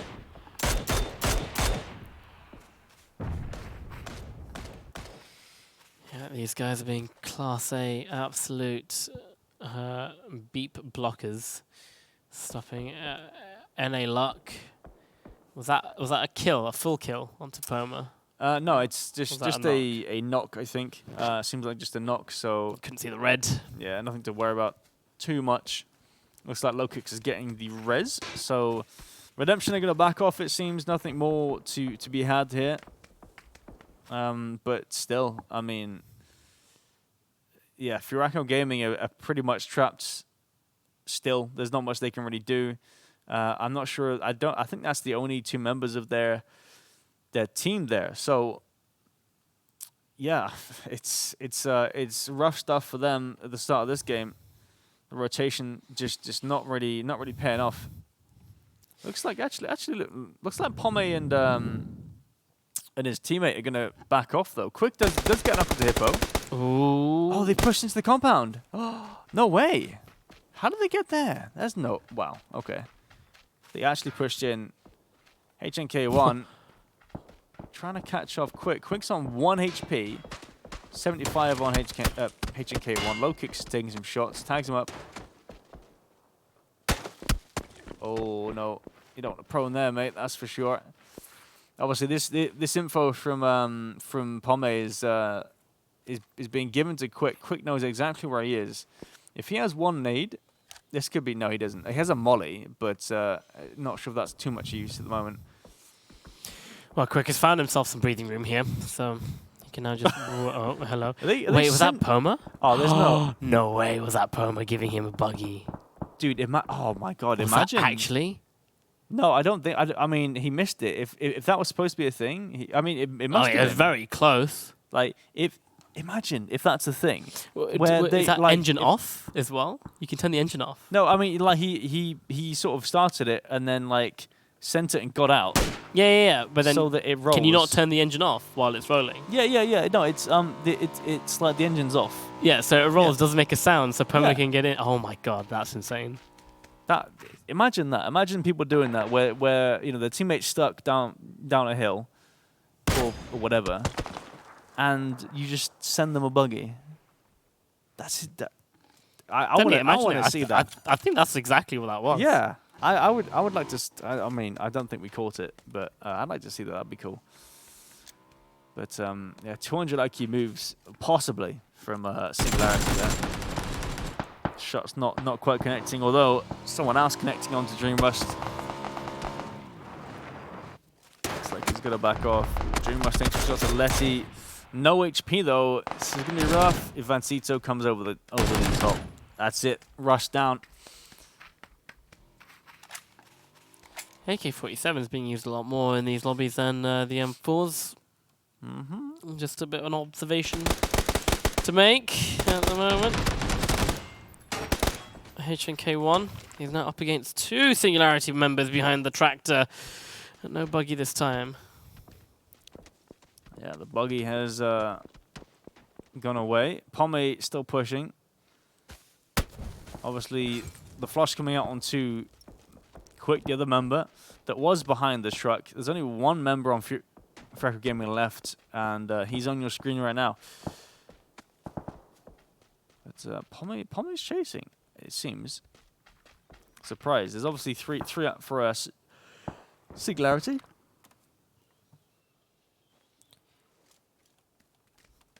Furia as well. They rotating in. Center. No, not quite center. But Poma, he's been him and his teammate. They've been playing circles around HNK. Yeah, they've been they've been trying to hunt them down for so long, and it's just. I think they've made more of a meal of it than they should, really. They've made a massive mess of it, I feel like, and really they shouldn't have lost any players, and they should have picked up a whole squad wipe. But looks like Pomme might be able to get the shots on there. Doesn't connect with the headshot. That looked like it was right on his head. He tags him up with the body shot, but that's pretty much it. So it gives him time to heal up and back off. But yeah, strange stuff.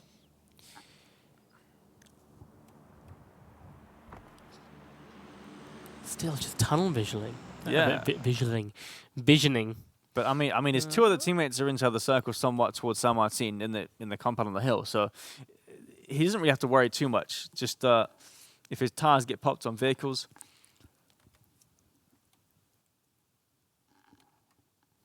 then yeah, we'll have to see if that works out. But surprisingly enough, San Martin is completely clear. Obviously, second circle did shift previously. This is third shift coming in now. We'll see where this goes. In about 2 seconds or so. And oh my lord, that's complete south shift. No one is at the southernmost edge of that circle, and it's going to force everyone to get in their vehicles as fast as they can and try and get into the best position as fast as possible. Yeah, Freckle Gaming obviously going out in 16th place. That was Pomme with the kill in the compound. He won that fight. Now he's going to move though. Meanwhile, Burke, he's trying to move, but coffee break's coming up behind him. So they'll take this compound just in front of them, and that'll be that. Yeah, Vinny finds Ragnar on the rotation. So this is where we're going to see a lot of rotational kills coming in. I mean, it's only phase 3, but because of where everyone was clumped up and where they need to go now, it's going to be very hard. Power grid is open for business, but one team's already there. Crash it with another whole team and then share it out to the current occupants at the moment. But climbing the hill on up San Martin will be pretty hard unless you've got a vehicle. So low kicks and Panda need to start planning how on earth they're going to make their way around. Oh wow, that's an insane AK spray from Roger there. Gets the knock, trying to get the flush, doesn't quite get it.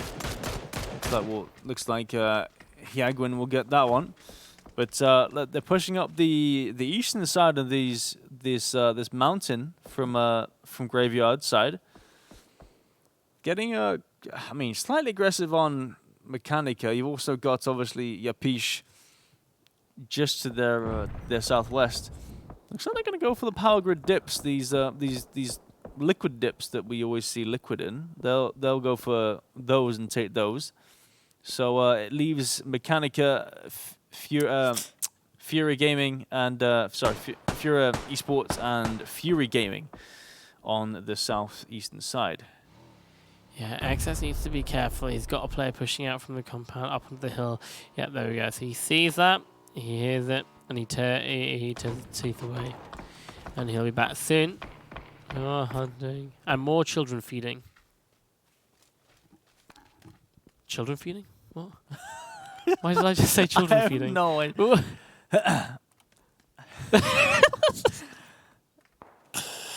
Oh dear. My brain is all over the place. It's all right. It's late. Smile. You know what? I don't actually know what I said. In all honesty, it's fine. It's okay. It's been a long day. Meanwhile, though, it's been a long day for Cassidy. He's been getting shot at quite a bit by Black Dragons. He's getting pummeled by Black Dragons on the north side. They're just completely destroying him. Meanwhile, the pull-up. That was nice. That was some nice little peeks from GBL there. No, the nade. Oh, he does get him. He does get him with the nade. Oh, no. He was being shot at. He just didn't have the time to think. Yeah, I mean, I don't think he realized. He just sort of ran over it thinking that's fine. But, yeah, so that's... Cycle does shift power grid, though. Yeah. Mutually assured destruction there. Two teams go out in the space of about 5 seconds. And still there's a lot of teams on the northern side and so many more on the eastern. So they've all got to push in towards that power grid side. It obviously has kind of hard shifted west. So it's going to be rough stuff for everyone on the east. That's for sure. Logan and Young Kush respectively dying to Furia and Coffee Break. I was thinking about calling them Coffee Bandits. Coffee Bandits. I mean, it's a CB. Coffee Bandits. That wouldn't be a bad name, sick actually. Name. That'd be great. Stealing coffee. I'd do that. I love coffee. Or feeding children, wherever it was I just said. That's exactly what he said. Meanwhile, we just missed Furia just wipe out the entirety of Cream. Sorry, I don't mean like the observers missed it. It's just I wasn't paying attention, and they did it. Yeah, so they just squad wiped. And you know the best part about this is actually tell you what, Singularity are about to do it as well to no org. Wow. Yeah, blimey. Looks like no org in a whole load of trouble. Are they? I mean, wait, are they gone? Yeah, they're gone. Looks like Vinny left. Vinny just above of course. Furia. I missed it. I missed that yellow name. Yeah, so looks like they'll just push into him, and it'll be Vinny to try and 1v3 at least. But he's got Furia on his south side as well, so it's tough luck, mate. I'm gonna have to choose one side. I'd choose the north if I was you. That's for sure. But yeah, Furia obviously coming in from the east. They've never mind. Vinny gets taken up by RDNX. That's no org out in 12th.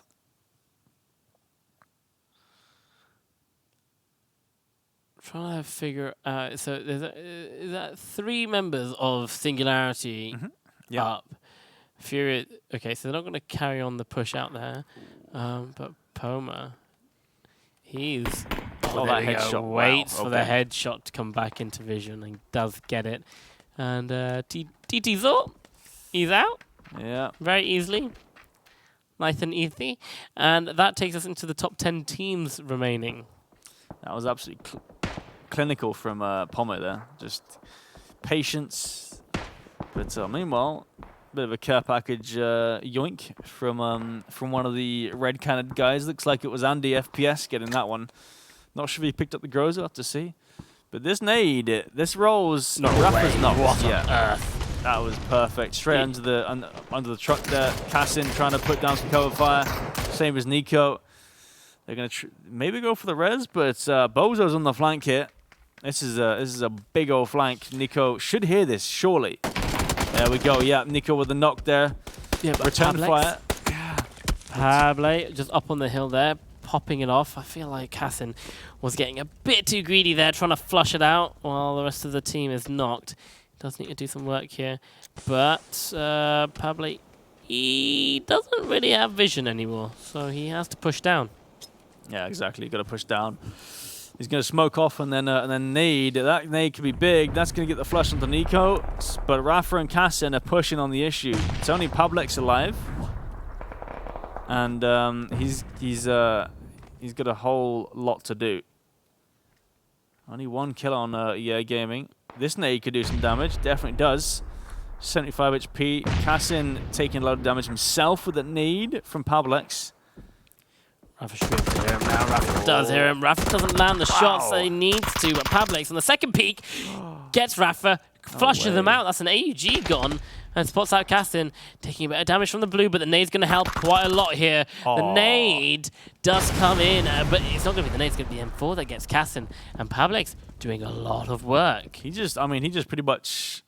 Did he wipe out the whole team? I'm pretty sure he wiped out because it was the flank that got caught out, and then he returned fire. So he pretty much got all 3 of those players from Coffee Break. So insanely well. Yeah, I mean, he's got 3 kills right there. So insanely well played by Pablex there. But then catches a headshot from Toddy, and that's it. There we go. That was very short-lived. Black Dragons coming in and ruining his fun. Ends well.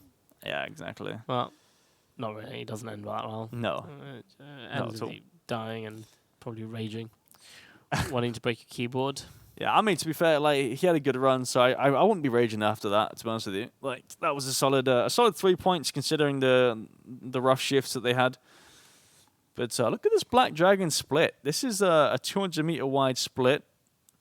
They're trying to gain control of the circle. Singularity, obviously, two man alive. Fury as well with the split on the eastern side. Pome goes... No, sorry, Low Kicks goes right down. That's an insta knock. They're going to push on this. Pretty aggressive. They spot out the other players, and that's it. Singularity, 7th place for them. Top 6 now. Furia still with a lot more to go.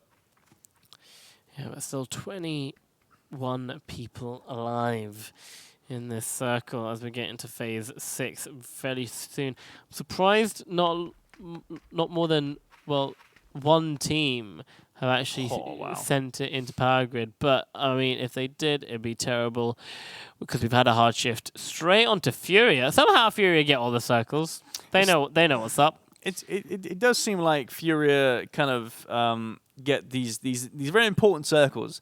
Sometimes it just happens, you know. But Hyagwin actually get the knock onto XX on the south side there. I mean, I think they're in dips, so it's not too bad. I think they can probably get the res. It's there's some pretty hefty dips there, so not to worry. Roger, obviously on the south side of this, or the southeast side of this circle, he's covering just the south, making sure no one pushes around. So that nade coming over. That's from Yapish Silzen from Power Grid side. He's pushed a bit further up towards the center side circle.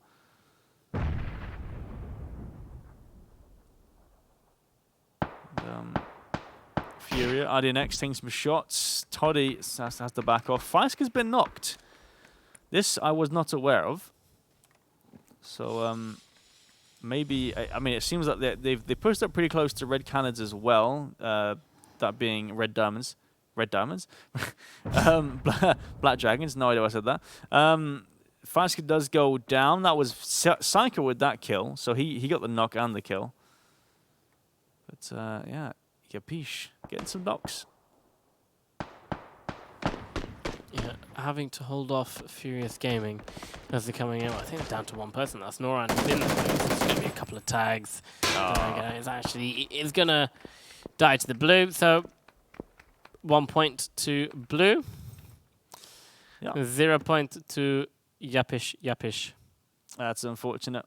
It's, I mean, it is what it is. You know, you can't control what the players do. So they chose down to the blue. Kind of. I'm not sure they chose really, but it was what was chosen for them. Meanwhile, it looks like red cannons have pushed out of their little red brick building into the warehouse further into the circle. It looks like Yapish want to cross over. This could be big. I'll have to see this fight go down. Actually, I think it looks like they're going to back off. I'm not sure. They want to... Oh, wow. Okay. Andy just starts it off with a headshot with the M24. That was from the red... was that from the red brick? No, that was from crossing over the red brick. So he was out in the open there. A big overpeak from Harold there. Not that he knew it. This is where it's getting a bit dangerous and a bit interesting as well. Because we're on phase 7, we still have 18 alive. Andy getting more headshots with the M24. He's absolutely beasting it. It's just, I mean, he's knocked 2 already. That's 2. I mean, they're getting the res on from Rebo onto Silzen. I mean, he's trying at least. He sees the last player, knows he's behind that box, has no nades, unfortunately. Doesn't matter though. Finds the angle. That's 3 for Andy, and Yapish go out in 5th. I'm looking at the circle. It does donut straight in. Furia, the first to go and find the dot in the center. But it's quite a lot of teams here, pretty much. It's 3. So is that 4? 1, 2, 3, 4. 4 pretty much 4-man teams. Yeah. Fighting out. Apart from Black Dragons, they lost 1 person. Still here, it's going to be Roger Rao. Finds Letty, does a bit of damage. Has to fall back a bit. Throws a nade. Isn't going to connect though. Yeah, these nades aren't cooked enough, that's for sure. They're thrown way too long as well. Letty's going to push up closer to the ridge, but Roger's obviously backed off further towards the circle. Smart play. I like the heads-up play there. XX is getting burnt alive. So many nades and utility being used, which is obviously great. Smokes to block off their line of sight from the doors. This is really good work by Mechanica, that's for sure. Meanwhile, Raspberry gets the knock onto RDNX from the warehouse in the north.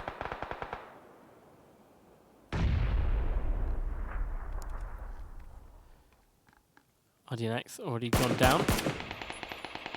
It's down to Roger out. The closest person can he get that res off. Meanwhile, the rest of the fights are taking place on board with Flux.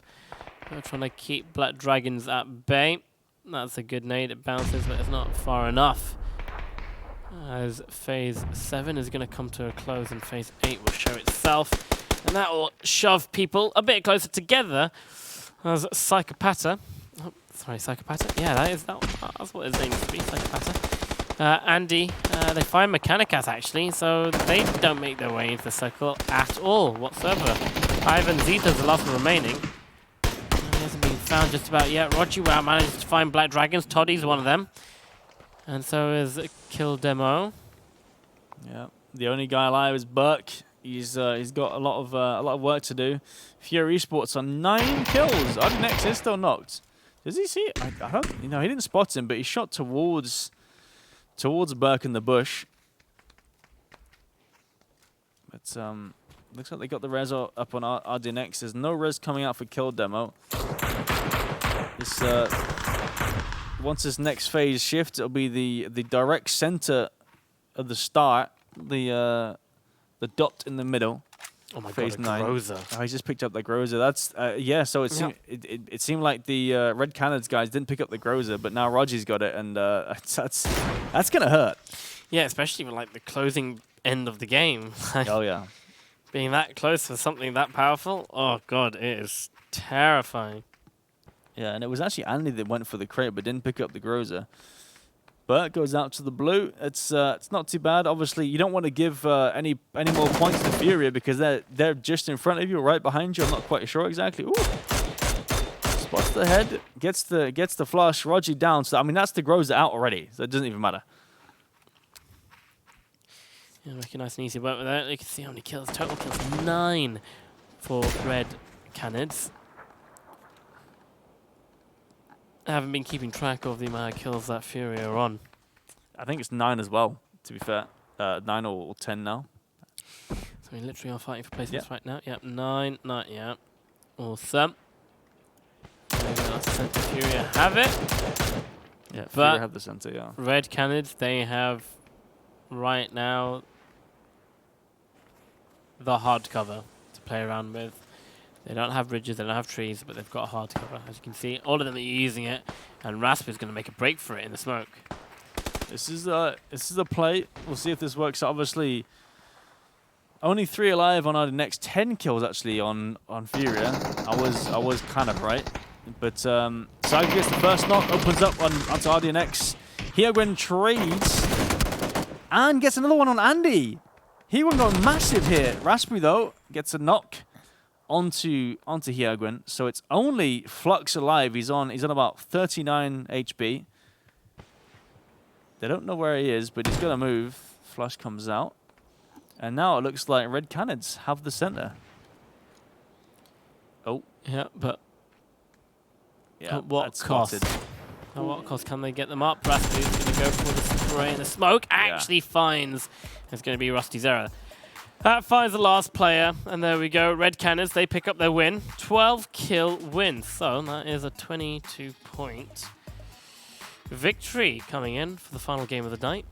Well, night over here, morning, day. Yeah, morning, night, same thing really, I suppose, for us.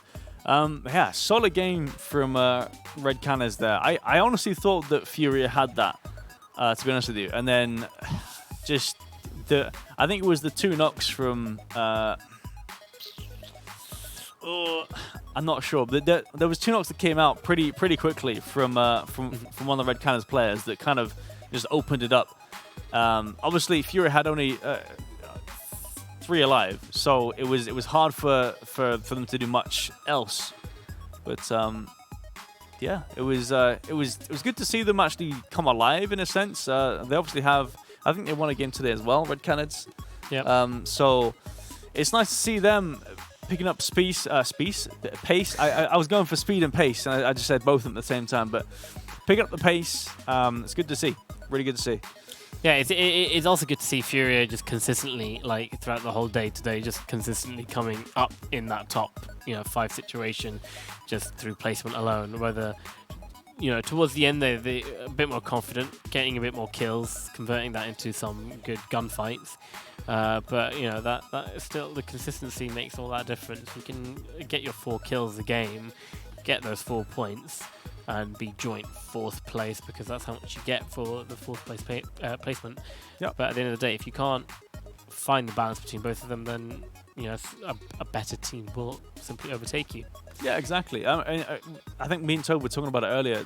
You need to get around about... I'm not sure what either Black Dragons or Fury would be on right now, but I feel like you still need about 7 to 7.5 average to either win or get top 2 or whatever. In terms of points per game, I mean. So if you can work that out, then I feel like you're in a solid spot already. Obviously, that's super consistent. That's kind of like FaZe or Liquid consistent. That's good. That's really good. Obviously, different, varying levels of difficulty, I guess, in a sense, in terms of different regions and stuff. But and your lobby as well. Yeah, exactly. But it all counts. It all counts. But yeah, solid game. I'm excited for the next weeks coming up, because obviously we're doing more of the Latam Masters League. Yeah. And I'm excited to see who can come out. So I feel like I'm favoring Black Dragons a bit too much here, but I'm a fan now. I don't know. Mine, in all honesty, I love a singularity, guys, because the first time I commentated, the Latam stuff last time round, they were just on it completely. Poma, like the 1v4, like all of that stuff, multiple different occasions. So that is singularity all the way out for me. I just love those guys. Fair enough. Yeah. So I mean, there's a lot of teams that obviously been to multiple international tournaments as well, so they have the experience. I'm not sure if Black Dragons do. We'll have to see. I mean, if they do qualify, or if they don't, but we'll have to see if they can get there. We'll have to see if the experience or the lack of experience helps them or does not help them. Yeah, it'd be interesting to see. But I mean, I'm excited for PGC. Obviously, this tournament is, or this league, sorry, is the only one of two leagues that can get Latam teams into PGC. There is two spots for the Latam. Are there 2 spots? Yes, yeah. So okay. not for this, but there is another tournament going on at the same time, actually. So there are 2 spots for PGC for Latam. Yes, yeah. Okay, right. So, yeah. So there is misinformation on my behalf. It's all right. Yeah, there is another tournament going on. I think currently as well. I saw the points previously. I think it's the ESA Latam League or something like that. Don't quote me on that. But I've seen a few points. So it is happening at the same time as this as well. So I'm guessing they're all in it, which is quite interesting. I wonder if the winner of this one, of the GLL Latam Masters, wins both. I guess obviously the second place team would just get their spot. Place and stuff. That would make sense. Yeah, I'll have to check up on that. But it's curious stuff. But I think I've enjoyed my time casting Latam Masters and just watching it in general. I think the play style of the region definitely stands out compared to a lot of the rest. I think a lot of the rest are very sort of, I wouldn't say passive, but I mean it kind of is, isn't it, right? I don't know if I would say more slow and methodical, but then would that be an insult to the South American region that they don't really think about how to play out what they do? Because I feel like they do, but it's more aggressive in their nature. On everything they decide, we push. Yeah, we push, we fight. That's it.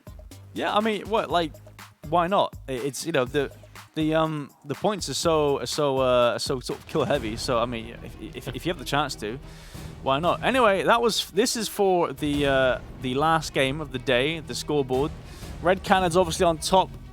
Again, we've seen them previously on top. Now they're here with 22 points, 12 kills, 10 placement points.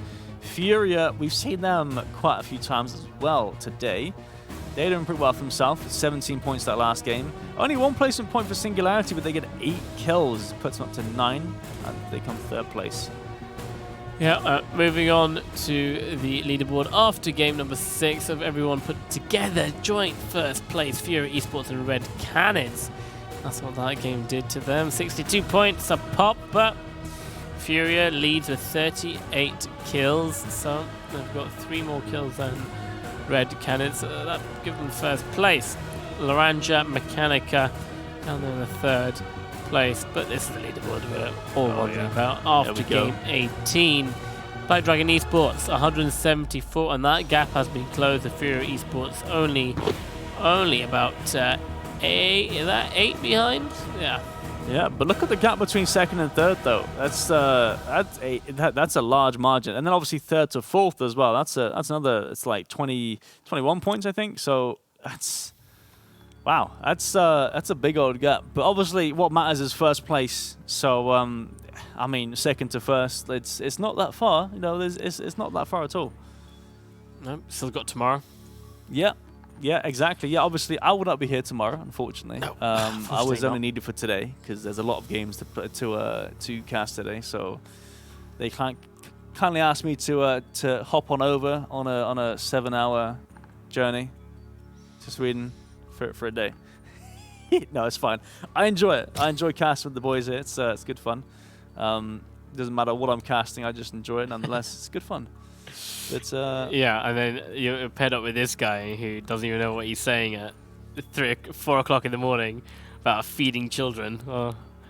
I'm gonna have to go watch the VOD. Wonder what I actually said there. Anyway, it's brilliant. Enough of feeding children. We're going to be coming back tomorrow at 12 a.m. for more GLL Latam Masters. So we'll see you then, guys. Thank you very much for watching.